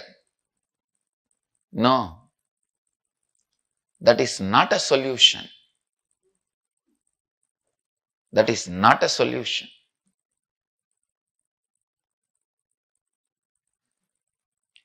Completion with others is the basic necessity, the basic quality you need for enlightenment. Understand? People sometimes ask me, how do I know whether I am suppressing or completing? If you are able to be in the space of completion with others, you are completing inside you with you also. If you are not able to be in the space of completion with others, then inside you are not completing with yourself, you are only suppressing.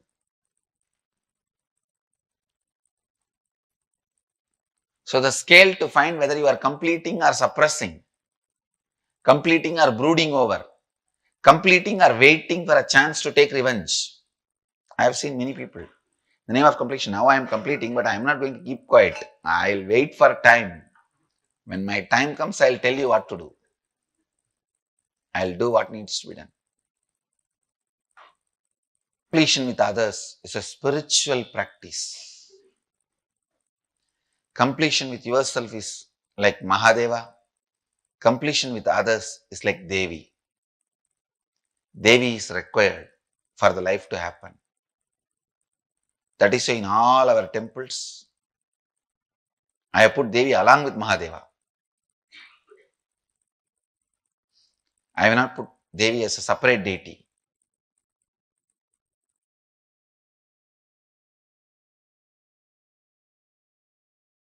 listen, completing with others. Others means not just only your father, mother, husband, wife, brother, sister, the human beings around you. We will start the completion with everything with which you are living. Your wealth, your health, your bag, your seat, your pets, your car, your house. Please understand, all these are living part of your life. They may be dead objects, but they are living part of your life. See, a house may be a dead object, but it is a living part of your life. How many of you understand what I am saying? It's a very important component of your life.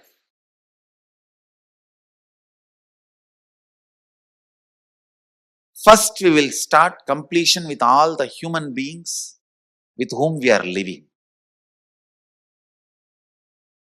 First step, completion with everything. With every human being.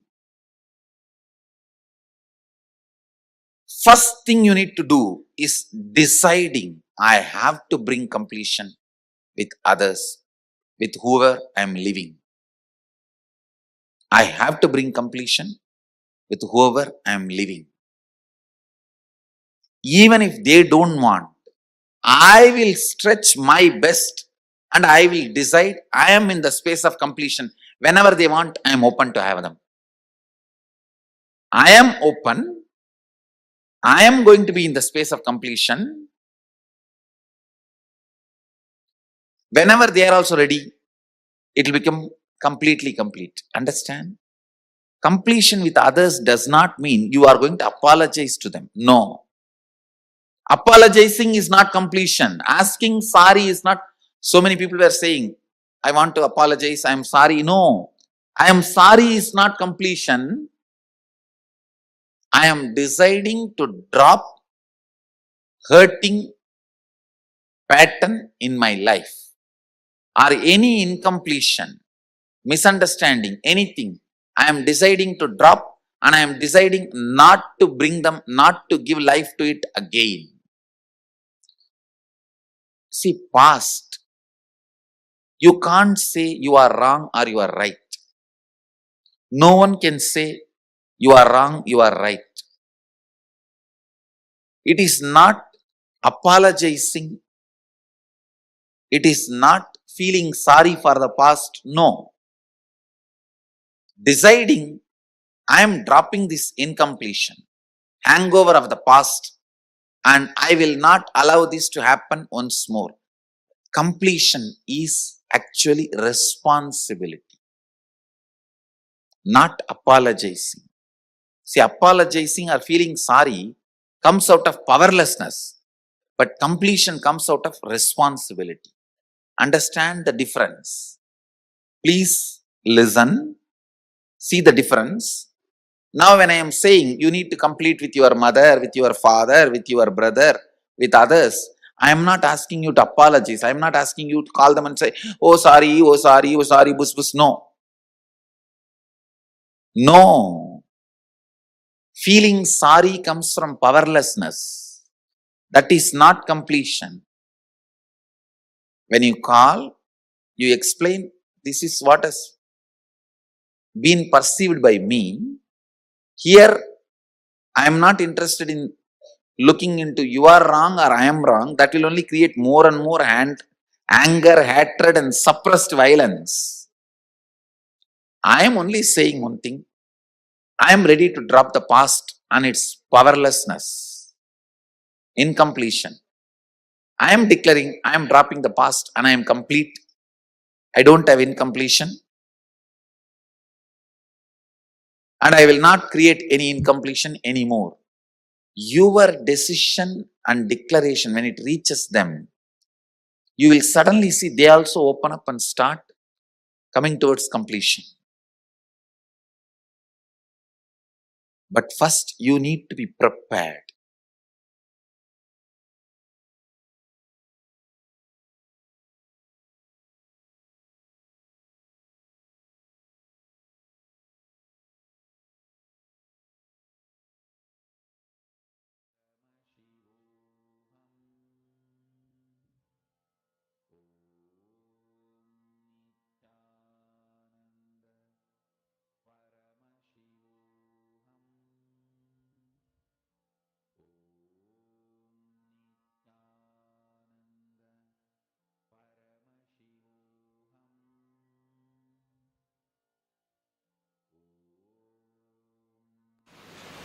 I'll tell you the story of my completion.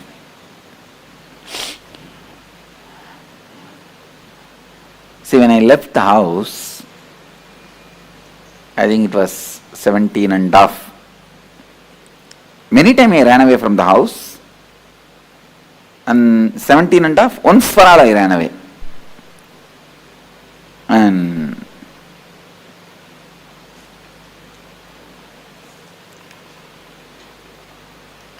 I think when I was 17, both my gurus, Raghupati Yogi, Yogi Yogananda Puri, his name, and Vibhudananda Puri, lady Sannyasini, Kuppammal, her name, both of them have passed away. After they left the body, it was almost like impossible for me to live in that city. See, in that town, every stone is associated with their memories for me. The hill is the place where I spend my time. Temple is the place I spend my time. It's always with them. After their death, it was very difficult for me to live in that area, in the same town, so I decided that I will leave the place. Now only we call it as town and all. In those days it was a Pakka village. Pakka village. The whole village is only 5 street. 5 street or maximum I can say 10. 5 to 10, not more than that. Now of course the whole thing is developed and expanded and all that is.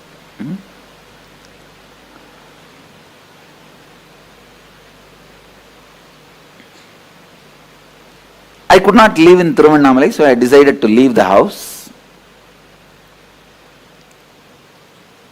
I had the darshan of Ramakrishna suddenly, so I decided to go to Ramakrishna Mission and sannyasi. But I know very clearly I am not going to stay in their organization. I may go and receive sannyas and continue my yatra. That was my decision, my thinking, hope. So one day, it was a Sunday, Saturday night, Sunday morning, I saw very vividly Ramakrishna and Sharada Devi appearing, and they appeared, and I asked Ramakrishna, please initiate me. And he smiled and said, showing Sharada Devi, she is the specialist in all this. And I told Sharada Devi, you initiate me. Then I saw very clearly she put her hand on my head and both of them entered into my body and disappeared. So I decided, it gave me a lot of courage and strength to take up sannyas, leave the house. I can say that this was the immediate reason. So I decided I am going to leave the house. And after the decision, I was in the temple thinking. After this dream, I went to temple and whole day I was sitting and thinking. Even next day I was sitting and thinking what to do. Wednesday, Monday, Tuesday, Wednesday, third day, evening I came to my mother. I sat on the door frame. She sat one step below.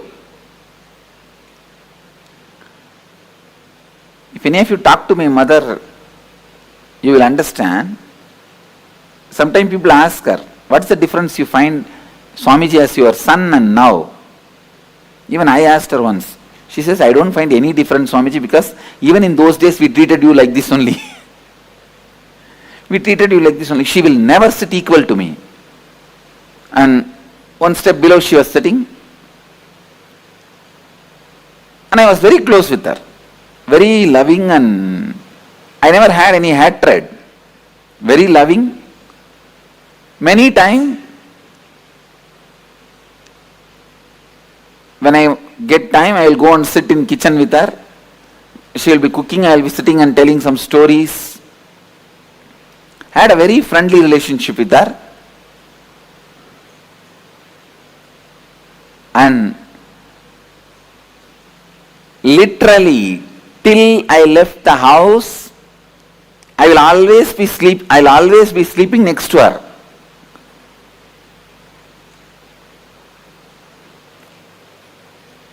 I think if you are from the Western culture, it will be shocking, you will not be able to understand.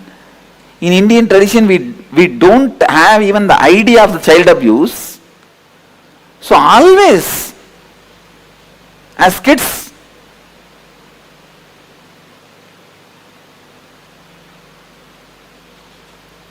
I think now when I listen to the stories, I understand that nowadays, even at the age of 10 or 6, 7, even much earlier, the kids are made to sleep separately.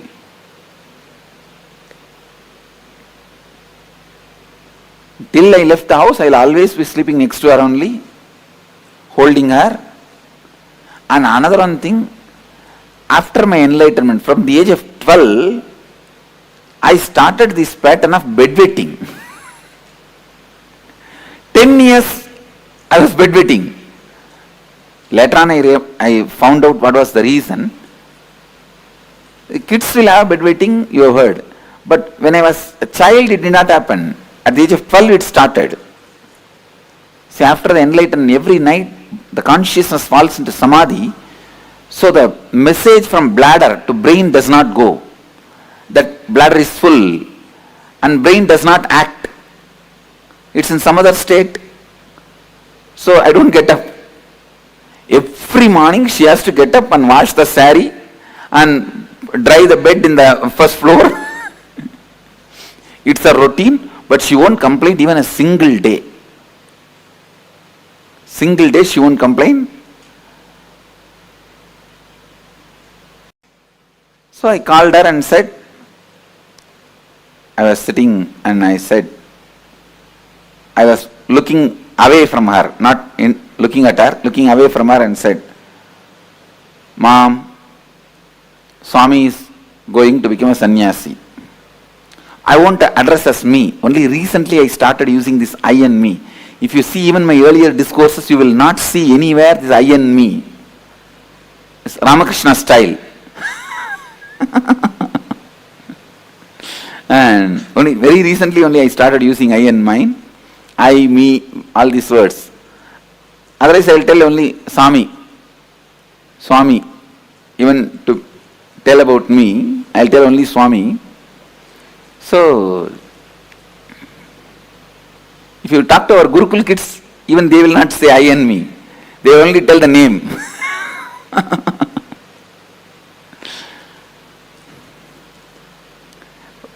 Because I am talking to people, otherwise people get confused. If I go on telling the story, Swami told, Swami did, Swami this, then finally they ask which Swami. They end up in confusion. That is why I have started using the word normally. Anyhow, I told her, in Tamil I said, Swami sannyasam போறதுன்னு முடிவு பண்ணிருச்சு. I told her that Swami has decided to go as a sannyasi. And I am looking away from her. And I don't have the courage to look at her because I am emotionally very attached with her. Very attached to her. So, I can't handle. So I was looking, my eyes were away. See, even though I was attached to her, I was complete with her. And I was complete with me. So it did not stop me going towards sannyas. But I had a very good relationship with her. I don't know how you guys will understand. Understand that attachment does not mean like the attachment you guys carry, that I will not be able to go for sannyas. It was not against my need or will for going to sannyas. But I cannot see her cry, see her suffer. So I was keeping my eyes away, looking away from her. I did not get any response from her. No words. After a few minutes, as usual, what women will do? Oh! And I am getting that slowly, that sound of she crying. Even then, I did not turn my eyes towards her. And I said, what do you mean? You mean to say I should not go? She said, no, I can't stop you. I am not able to handle, so I am crying. She said such beautifully, I can't stop you. In Tamil she said, சாமி என்னால் நிறுத்த முடியாது, என்னால் handle பண்ண முடியல, அழறேன். எனக்கு தாங்கல, அழறேன். Then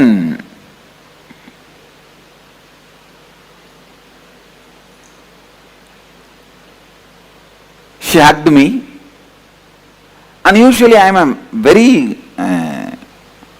I will be so happy and comfortable with my mother. Even while I am sitting in the kitchen, I will be only putting my hands on her shoulder and talking. I was very comfortable. So I will never miss a chance to hug her. This hugging, I think, I learned from my mother only. Now I tell you really, if you are complete with your mother, all women in your life, the relationship will be so complete. If you are complete with father, all men in your life, the relationship will be complete. I was so complete with my mother,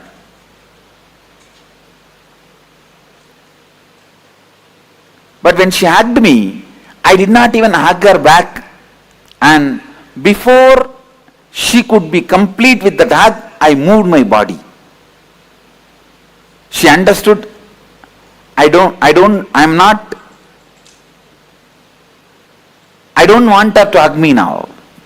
She understood, I'm moving out. She just took her hands off and she moved, and she was wiping the ears and crying. Immediately my father came from behind and said, my father was actually shouting at my mother, did you disturb Swami in some way? Why is Swami suddenly telling he is leaving the house? We are after all taking care of him nicely.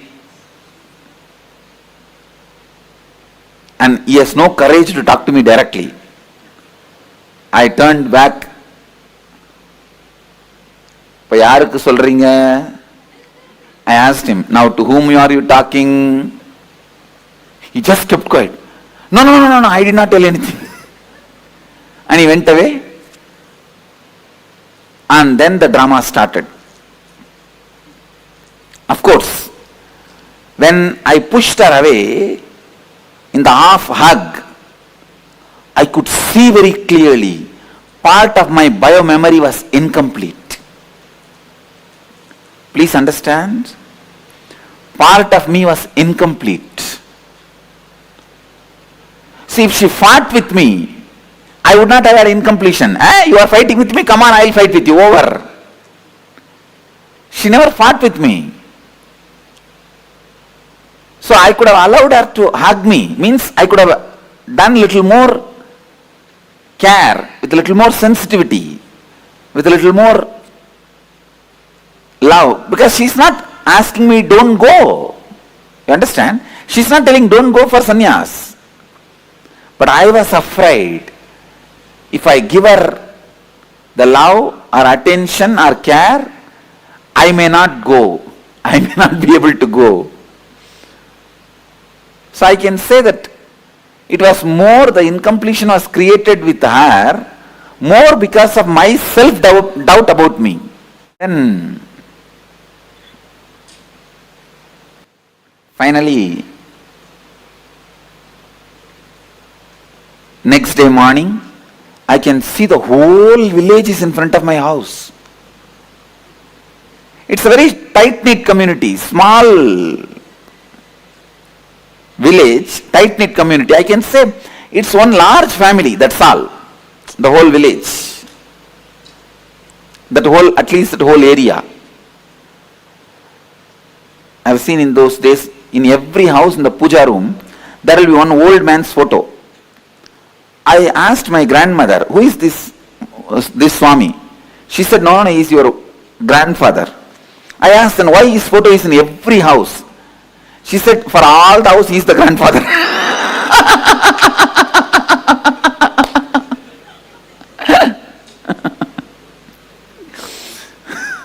So, no other entertainment. They will have 2-3 wives and no TV also those days. This is the only entertainment. Each house will have half a dozen to dozen. Zamindar means landlords. And I have seen the original house was 80,000 square feet. But when I was born and a lot was sold. They will part by part they sold. But the original house print, I saw in the town plan, still one small bit is there as it is. I am trying to buy, these fellows are not giving me, just to make like a memorial, one bit, same construction is there as it is, the stone construction and the teak wood. Any of you have seen that kind of houses? Soon you will see in Biddi, we are going to do 4-5. It's a typical old style house. It's a tight-knit family, the whole family is there. Usually if somebody dies, their body will be kept in the hall, the sofa, and the whole family will gather. See, this family is such that every month somebody will be attending age, some engagement, some marriage, some death. Every once in 2-3 months there will be some festival, some program, some function. It will be continuously going on. That day when I woke up, I saw so much of crowd. I thought, who died? Because there's no other function. I asked my mother, what happened? Anybody died? All of them have gathered? All the relatives are there? She told me, no, they all came to see you only. I said, I am alive. Then she said, no, because you said you are going to become a sannyasi, they all came to see you. And literally like a dead body, I was made to sit on the sofa in the center of this room, hall. It's called Nadu Kottadi. They call it Nadu Kottadi. And in the center I am sitting. All the group, the whole group is sitting all around. And some who doesn't have courage, they talk among themselves. Some who has a courage try to confront me. One by one comes. And first comes my father's elder brother's wife, Periyamma, means aunt. She comes. What will happen to our family prestige if you become a sannyasi? And the funny thing is, night I told my mother, by early morning the whole village knows. Before I wake up, the whole village is there. There are nearby relatives.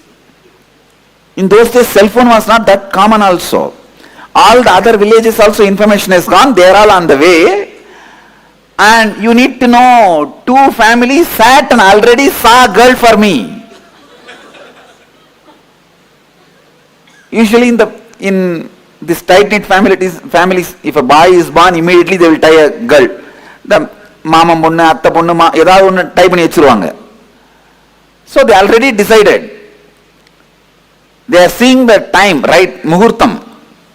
And all of them have to sit and convince me. And I am a 17.5-year-old boy. And they will finish the marriage so that I cannot run away and become a sannyasi. And so all this is going on. And she comes. See what will happen to the prestige, family prestige. And I cannot live. If you run away like this and all, whole village will talk, everyone will talk about us. And now only we are having little prestige and family is all settling down. She has 2 daughters. And who will marry my 2 daughters if you run away and become a sannyasi? After all, they are my cousin sisters only. If you run away and become sannyasi, nobody will marry my daughters. I will hang with the sari on the fan She told in Tamil, சேலையை கட்டி ஃபேன்ல தொங்கிடுவேன் அப்படின்னு. I will hang myself in the saree on the fan. I slowly looked at her and said, she used to be very heavy. And I said, for your weight, the saree will tear, fan will break. You better use the rope on the Uttaram. Uttaram is the beam. You use the rope and hang yourself in the Uttaram. Surely you will die. That's it. And immediately she got angry. What? You are asking me to die? You are asking me to die? Get out of our house. Get out of our house. That's what I told you. I'm going.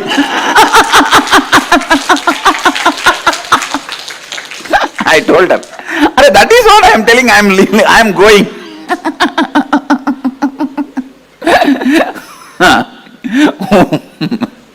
Then comes the next guy. If you are from South India, you can literally enjoy the whole scene. You can visualize the whole scene and see.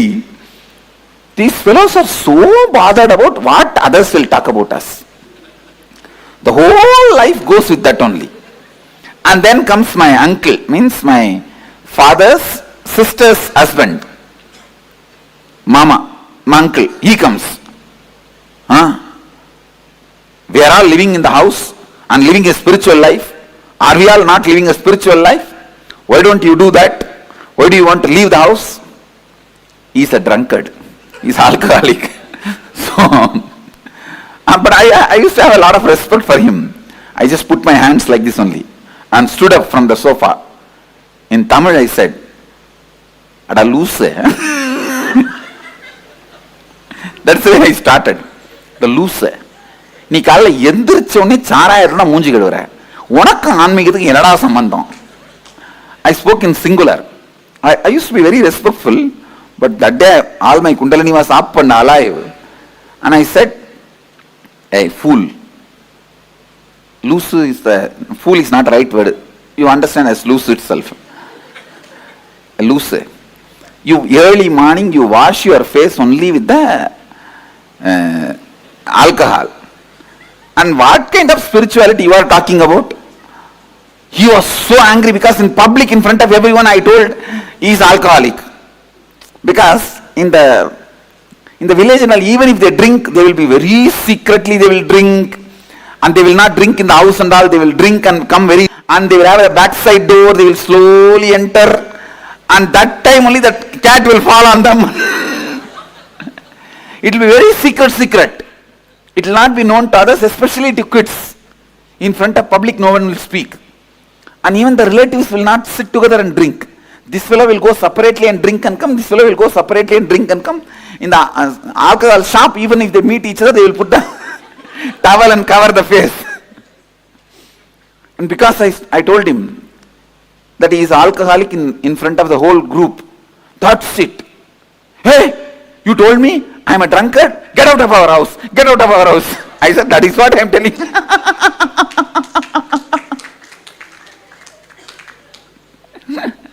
And second wicket over.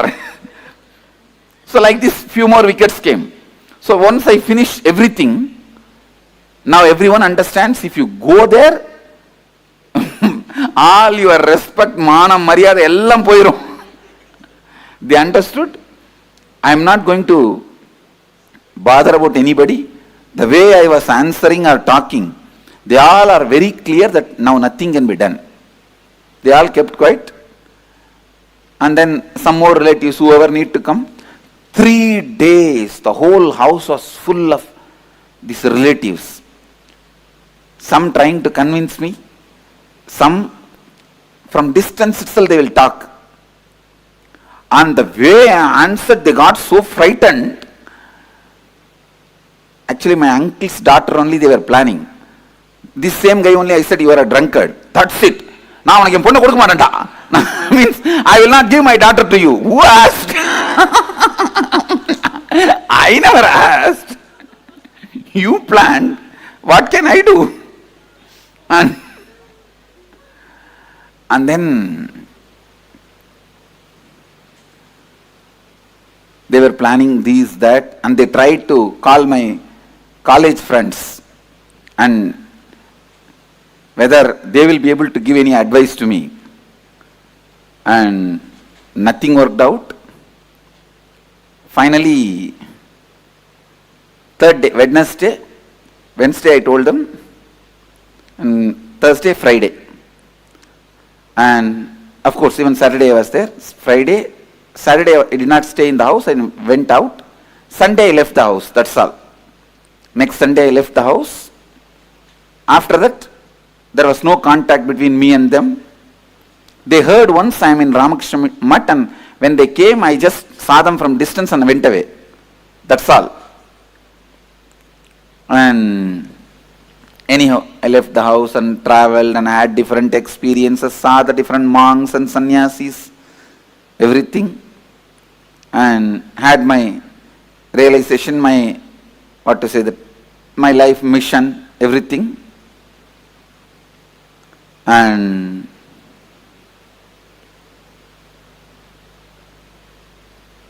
when I had that experience at the age of 22, that I am an incarnation to transmit this experience, my body and mind is prepared for it. After that experience, it took 9 months for me to settle down normally. If I move the right hand, left hand will not move. If I move the left hand, right leg will not move. The coordination will not be there. If I speak, everything will be stopped. That's the way body was functioning. To settle down and become normal, it took 9 months. So when I settled into the body and became normal, the first thing I felt is I have to complete that biomemory which was left in me as incomplete. So I went back to Tiruvannamalai. Actually, that time I was staying in a place called Kanchipuram, near Kanchipuram, a place called Perukkaranai. And there they take stones for making deities. So there are artificial caves where they removed the stones, quarried the stones. I was staying in one of those caves. Then when I decided, I wanted to complete with her. When I felt I should complete with her, immediately I went back to Tiruvannamalai. I went to the house where they were staying. There I saw nobody is there. And somebody else is having shops. When I went there and asked, I wanted to see Arunachalam and Loganai, my father and mother's name. They said, no, they are not here. They went away. I asked, it is their own house? They said, no. 8 years before they sold this house, they went away. I asked them, where are they? Do you know the address? They said, we don't know where they are. We don't even know whether they are in Tiruvannamalai. We don't have any idea. When I was inquiring, they thought that I am coming there for food, because my mother had a wonderful habit, which is from my grandfather. Every day, she will go and find some sadhus and get them and give them food. My grandmother also had this pattern. Every day, she will go and find some sadhus from the temple and get them, give them food, only then she will eat. My father's mother and mother's father, both of them had this habit. So sadhus will come regularly to have food. So these guys thought I came for food. So they said, we will give you food. I said, no, I just wanted to meet them, that's why I came. So I do not know now where they are. I went to temple and sat there. It's already maybe around night 8 o'clock. I thought in the temple at least some of the friends or relatives will come. I'll see them or they will see me, then I'll ask them. When I was sitting in the temple, first time after 9 months, I felt the hunger. Because I settled into the body. That was the exact day I settled into the body. It was Deepavali day. And I settled into the body. And I think next day to Deepavali, Amavasya, I went to Tiruvannamalai. First time then I thought, what is this? In the stomach something is going on. Then I realized, oh God, it's hunger. Because the 9 months, hunger, thirst, everything disappeared from the body. All human activities have disappeared from the body. No one to. No one to. Means when nothing goes inside, how anything can come out. And even if we eat little bit, I think whether it's completely gets assimilated, I don't know.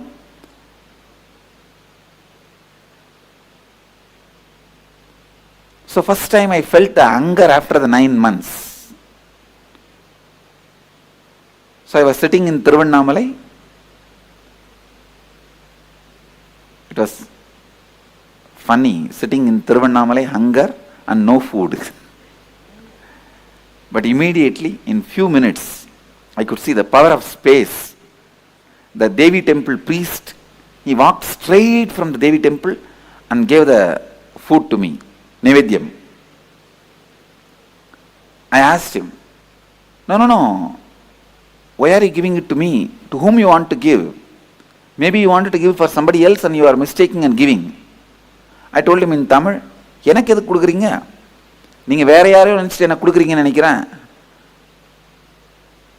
Then he looked at me and said, no, eat, and went away.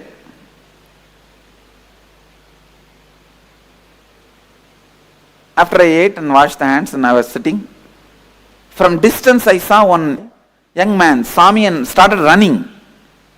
Then I know it's my classmate. From distance I recognized. He also recognized me. He thought if he comes near me, I'll run away. So he wants to inform my parents first. He ran and told my mother and father. In 10 minutes I saw in my vision space one face coming and standing. My mother came and stood. And she was afraid to talk to me. She recognized me and she's standing. I turned my face and the moment I recognized her, I gave my wide smile and asked her, how are you, Ma? The moment she saw a smile in my face, she thought, yes, she can communicate. She can relate. And immediately, tears started rolling in her eyes because she's seeing me maybe, 7-8 years or after that. When I left, I'm a kid, now a sannyasi, shaved head, tall, shining face and sharp eyes, lean. Those days I used to be shaved head. And she was standing with tears. Actually, first I only stood up and pulled her and hugged her. And she started crying, putting her head on my shoulder. Cried, maybe for 10 minutes. I just allowed. When she felt complete and took her body out, I saw my incompletion has disappeared. The incompletion which was in me, in my biomemory, disappeared. Understand? The one hug, incomplete hug, which I separated my body, where I pulled myself out, that incompletion, which was in my biomemory, became complete when I hugged her again and allowed her to express the love. Then she said, please come and eat in the house. I said, now I am a sannyasi. If you give Purna Kumbha and offer the food in the banana leaf, like yesterday we served, I'll come and eat. She said, yes, I'll do. Next day she did all that ritual and I went and ate and came back. The moral of the story is, even if you are an incarnation, you have to complete. Understand? Even if you are an incarnation, you have to complete.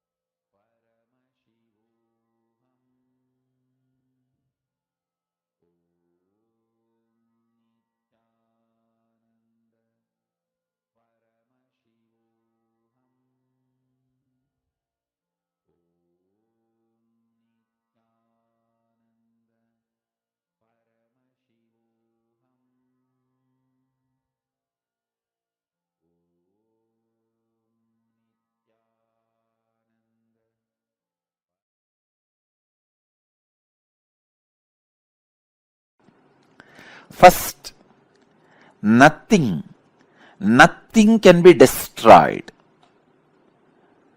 Please understand, none of your actions, thoughts, plans, emotions, words, nothing can be destroyed. Everything is addition to existence.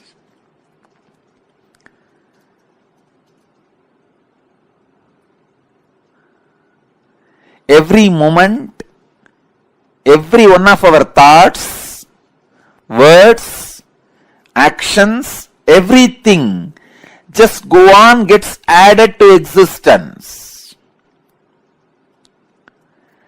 10,000 years ago, what rishis were doing on the banks of Saraswati is still available in the cosmic archives as if it is happening now. Please understand, 60,000 years before, what human beings were doing in the Ganges civilization is available as if it is happening now with the 4D clarity, not just 3D, 4D clarity. Nothing can be destroyed in the world. Everything is stored.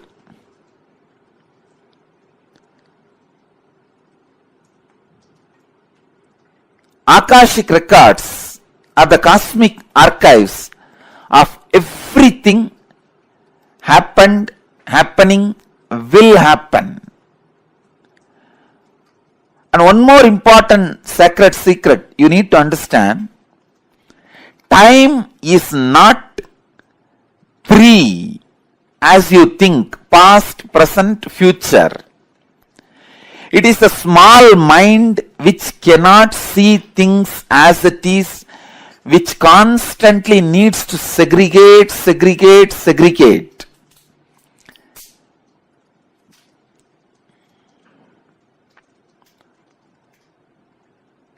For example, if you keep a fruit basket on the table, ordinarily if you look, you will look in one moment and you know it is a fruit basket and 5 different fruits are there. But for a child, it cannot grasp the whole thing immediately. It will say first, oh, banana, then mango, pineapple, apple. It can understand only one by one. Same way, the past, present, future, in Sanskrit we call it Kala. Only an ignorant mind which cannot grasp perceives as past, present, future, but in truth it is not 3 different things. An enlightened being sees Kala as one entity, one experience, one reality. Continuously, wise men all over the world, again and again, in all religions, repeat this one truth. History repeats itself. Understand, the patterns are same. So it is not even repeating, it is rebeating. The whole life is certain rhythm with certain beats. That rhythm is continuously moving. Even the word repeating is not right word. Rebeating is right word. History is constantly rebeating itself.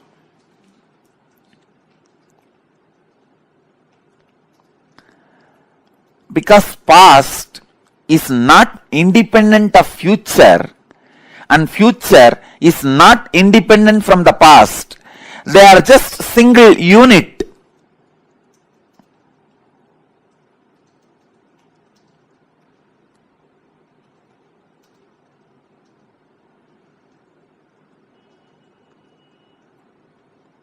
Your innermost consciousness can just experience all three at a time. Simply, it can experience.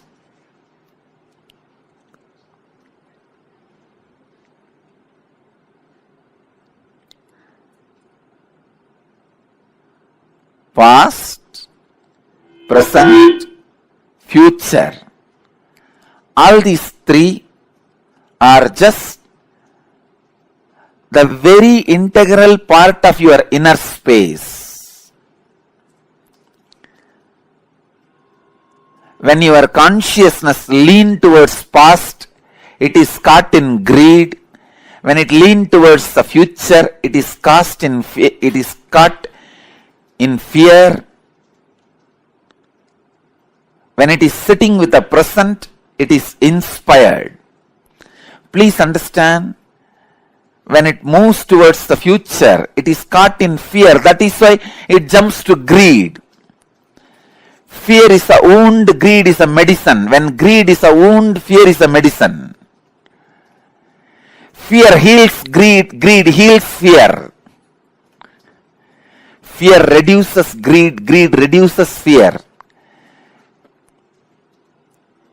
Greed reduces the fear and brings you back to the reality. And greed reduces the fear and brings you back to reality.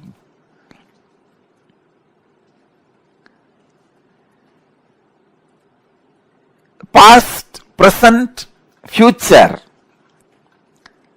All three are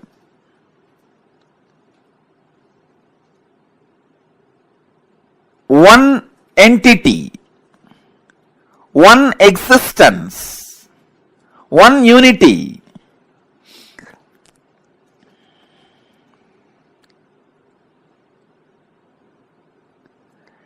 Just with the consciousness which does not get stuck in the fear or in the greed, you can see the whole.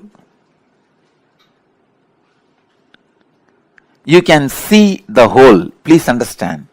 You can see the whole.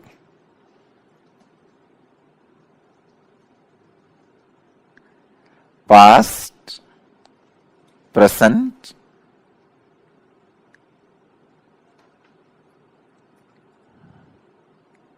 and future.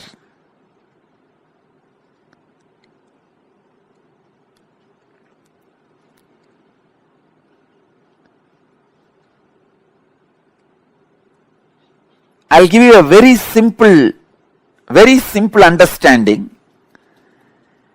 As on now, each one of you will be having some fears about the future, some desire about the future. Constantly your inner mind will be projecting your fears are going to be reality. But your desires are saying, no, your desires should become reality. So now leave both. Leave the fight to your fears and desires. You just back out in the fight without supporting fear or desires. Please understand.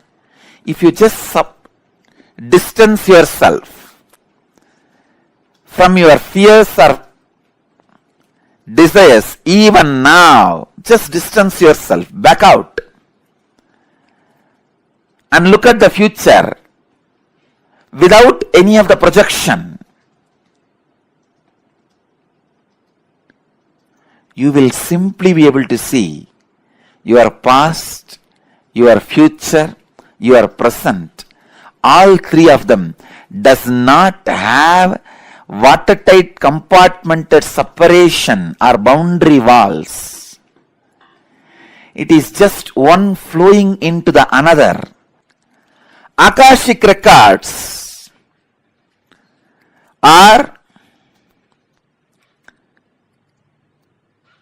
the verbal, visual, five-dimensional document. When I say five-dimensional, I mean any incident as it is happened, including the smell that was there at that moment. The smell and the feeling of touch means the weather, temperature, visual, sound, and the emotion.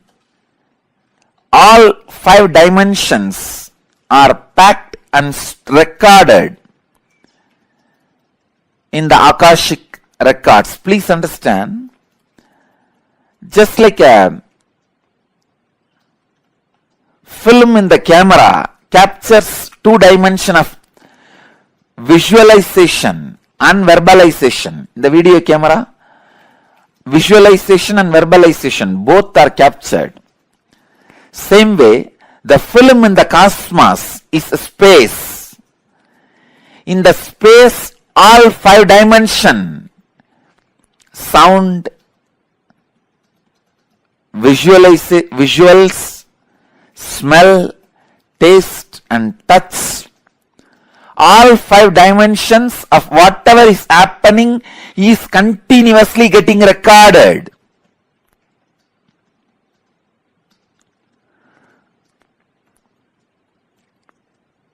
As the future is nothing but the extension of the past, the future is also predetermined.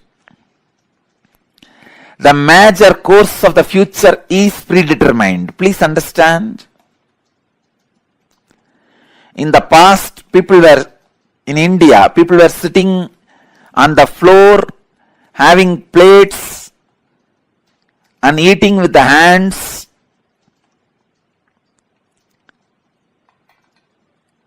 Idlis, the old breakfast. Then, now people sit on the dining table, use the spoons and forks, maybe eating pizza. In the future, they may be sitting somewhere, eating something, using something. That may change in future, but they were eating only through mouth in the past, now also only through mouth. In future also they will be eating only through mouth. That cannot be changed. So the major things in the past or in the present or in the future cannot be changed. Please understand, when I utter the word future is predetermined, realize the freedom in you. Don't be frustrated. All the frustrating parts of your past can be changed. Only the components and the parts which puts you in restful awareness are predetermined. Let me describe more clearly.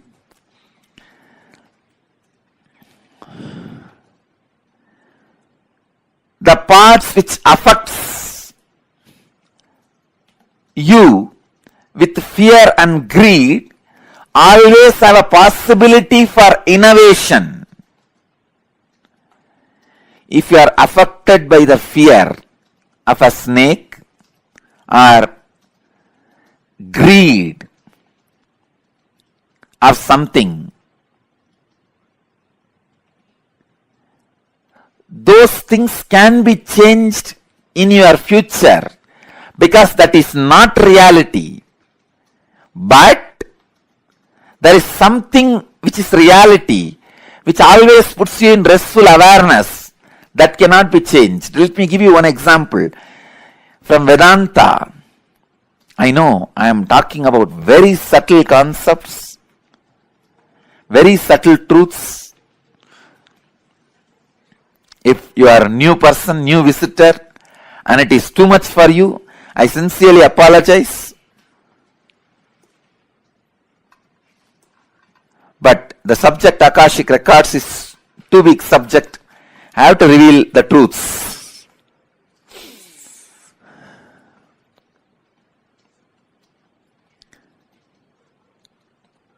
Please understand. In the dark night, you are walking in a forest alone. A rope is lying on your way. The moment you see first thing, naturally, you will have the fear stroke. It may be snake. At least for a few seconds, you will be in that mood. It is a snake. And most of us, our eyes have so much of power. It will show as if that end of that rope is moving little bit. That's power of our eyes. So you'll have the fear stroke. In few minutes, if you observe that rope very closely, strongly, intensely, suddenly you will realize, no, it is not snake, it is just ordinary rope lying. Then you will just settle down, relax. First, the impact happening on you, that fear. The second, the realization of you relaxing into the restful awareness. So these two components are there in this whole incident. This falling back into the restful awareness can't be changed even in future. The restful awareness is reality that does not change in the past or in the present or in the future. When I say future is predetermined, I mean the component of the restful awareness is predetermined. You have to fall back on the restful awareness. So be free. You have no suffering.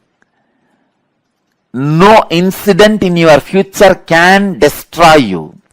You have to fall back on the restful awareness. It is predetermined destiny of every being. But the component of this fear can be changed. Instead of the fear of the snake, you may superimpose alligator on that rope. If it's a big rope with few stones around it, few leaves placed around, you can project an alligator instead of snake. So the possibility of the projection is the changeable part of your future. And the possibility of falling back on the restful awareness is predetermined part of your future.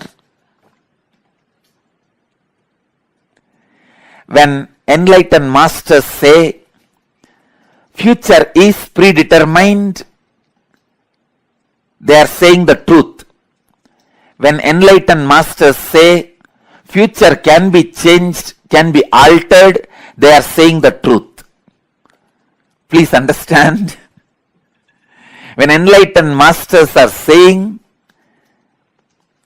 future cannot be altered, it is predetermined, they are saying the truth. When enlightened masters are saying future can be altered, it is your freedom, they are saying the truth. When enlightened masters are saying both are truth, they are saying the truth.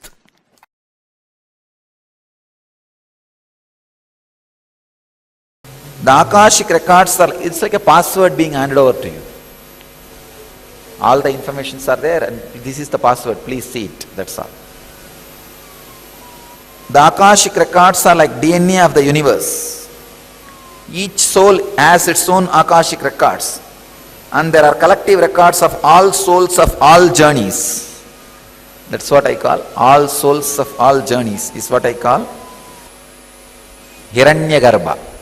So now I'll add some of my insights. First thing, understand, all the information you collected through all your births is available in your DNA. Second,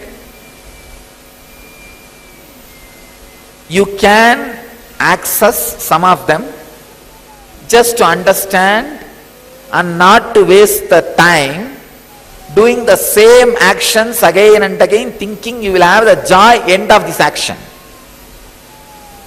See, it's like if you have done certain action and you did not receive the joy which you wanted, and if you forget that you did that action and did not have the joy, you will be trying it again and again in various ways. But if you remember, you did this action, did not have the joy, you will not try it again. You will not waste your time on it again. So accessing DNA code, reading Akashic record will be useful in that way for you to become enlightened.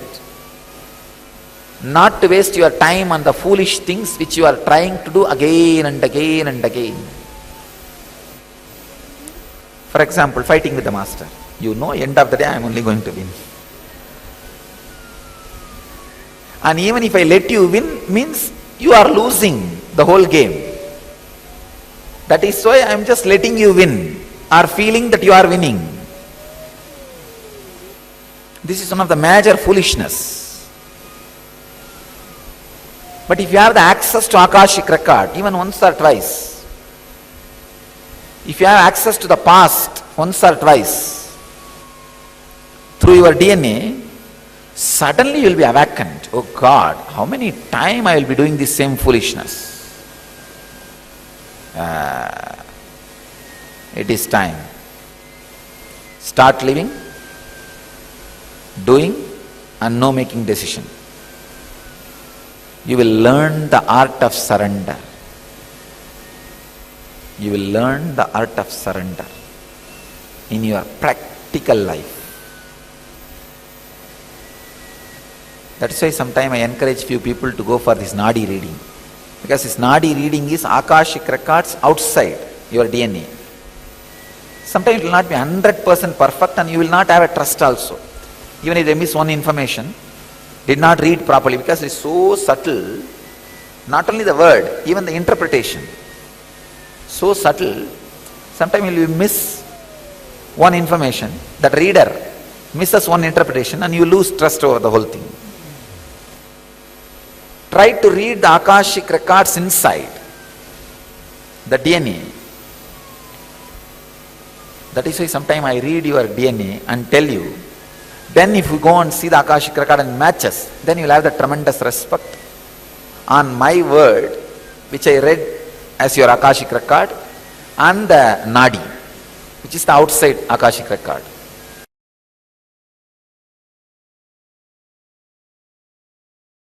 From the pure space of Kalabhairava,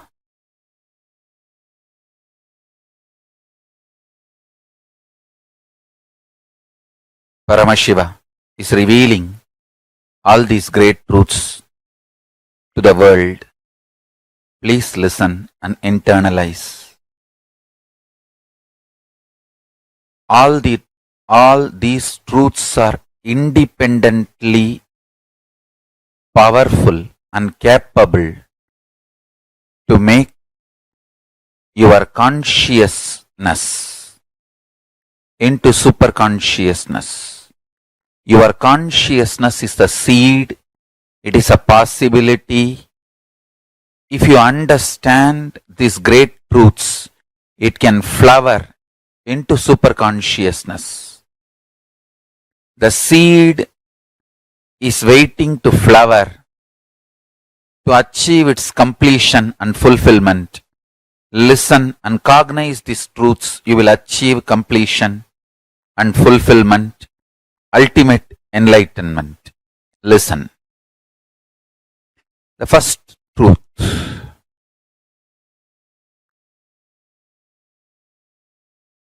Kala continuously meets your consciousness now, now, now. So the mood of your body, your mind, your physiology, your psychology, you keep now, plays a very important role in your whole life. If you keep the now in incompletion or hopes, that will continue forever. If you keep the now in the completion and clarity, that will manifest forever. Kala does not meet your consciousness in the past or in the future. He meets your consciousness now, in the present. So, again and again, during your present moment, be in the space of completion. Learn to bring completion to yourself, restful awareness to yourself now, and do not have guilt or worry if you have the influence of the past and influence of the future on present now. Guilt or fear is a one more incompletion that is not going to help. So, not engaging with guilt, not engaging with fear, unclutching with fear, incompletions, guilt is the right attitude. Understand the official attitude towards incompletions, towards guilt, towards fear is unclutching, and all the further manipulation of fears, if you unclutch, life will become worse. All those fears are manipulation of fears. All those multi-level fears do not have the real existence. They are delusion. Constantly invading your inner space to destroy the possibility of enlightenment. Please understand.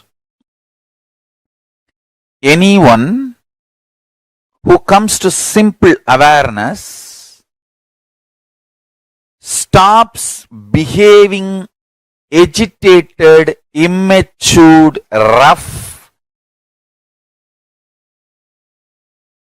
like multiple personality, all this layered fears, fear, guilt, powerlessness, incompletion are layered. Please understand, this is the Deva Rahasya. They all do not have influence over your present moment. This present moment, you meet the consciousness. Consciousness meets Kala directly. So, any practice you do in the present moment, for example, you declare completion. Immediately, even 2000 years of incompletion has no power over you. This is Deva Rahasya. Understand? This Deva Rahasya can empower the truth in you just like that. You can manifest Paramashivoham now. Only thing, don't become arrogant. Don't become arrogant. When this truth was given to Brahma, he became Paramashiva. He became one with Paramashiva. But unfortunately, he could not maintain himself in that state. He started developing arrogance and started abusing Shiva and Guru.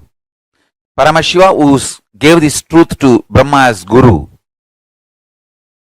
he started abusing the Guru, thinking that he knows the whole business trick or trick of the trade or the whole thing. Then Kalabhairava manifests and removes his one head and makes him understand the truth ultimate, and again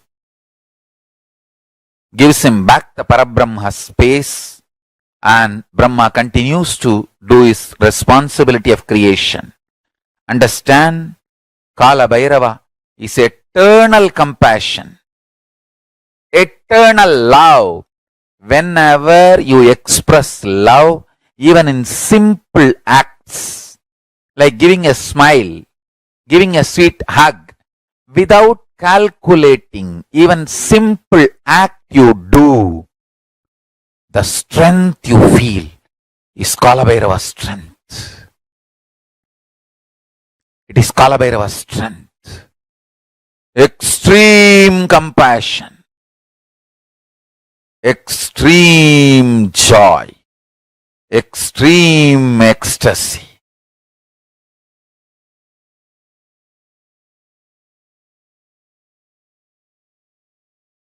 Brings intense powerfulness and strength in you.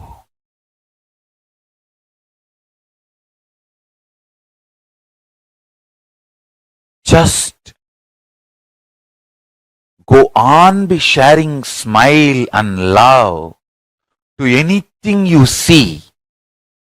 Hug anything you see. If you don't have any object in front, hug the air. You will build strong body and heavy muscles like Kala Bhairava. Listen. Listen to this Deva Rahasya.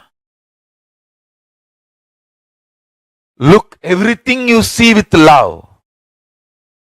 Hug everything you see, including the air. You will build healthy, powerful, heavy body and grounded being. Superconscious flowering. Sannyasa is seeing everything you see through love, hugging everything you see. One with everything you see. People, objects, animate or inanimate. In the cosmos, there is no inanimate. In Kala, there is no inanimate. It is a space where the big bangs and black holes, planets, suns and stars and moons evolve billions of years exist and dissolve spontaneously, simultaneously, without gap. Billions of years without gap. Meditate on it. Meditate on it. Meditate on it. It is Deva Rahasya. The moment you understand this, your third eye will open up.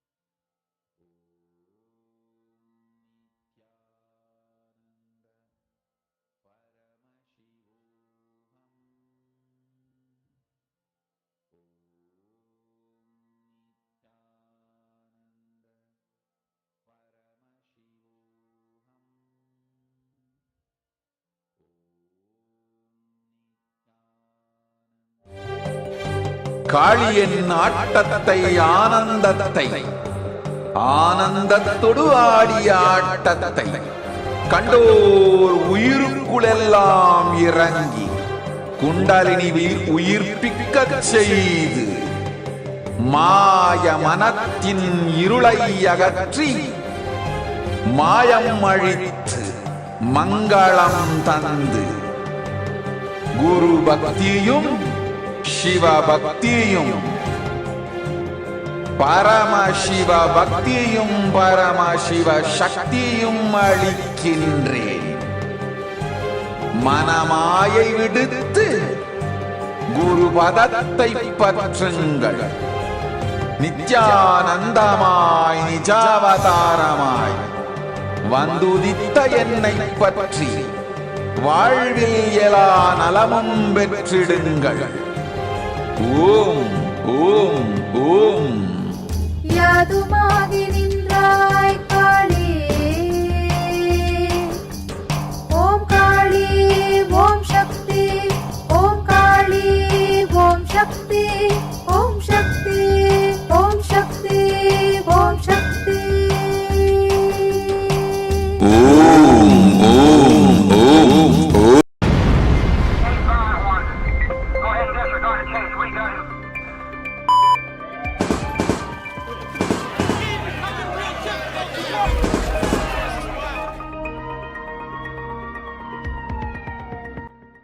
Israel பாலஸ்தீன துக்கம் அழிந்து போரொழிய வேண்டுமென்று கேட்கின்றார். நடக்கின்றது இந்த யுத்தம், இது முடியாது.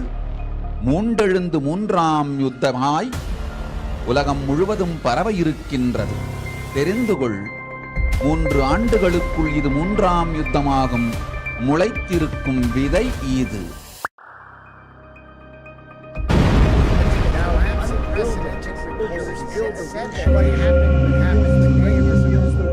We are praying for Israel, Hamas war to come to an end and to bring global peace.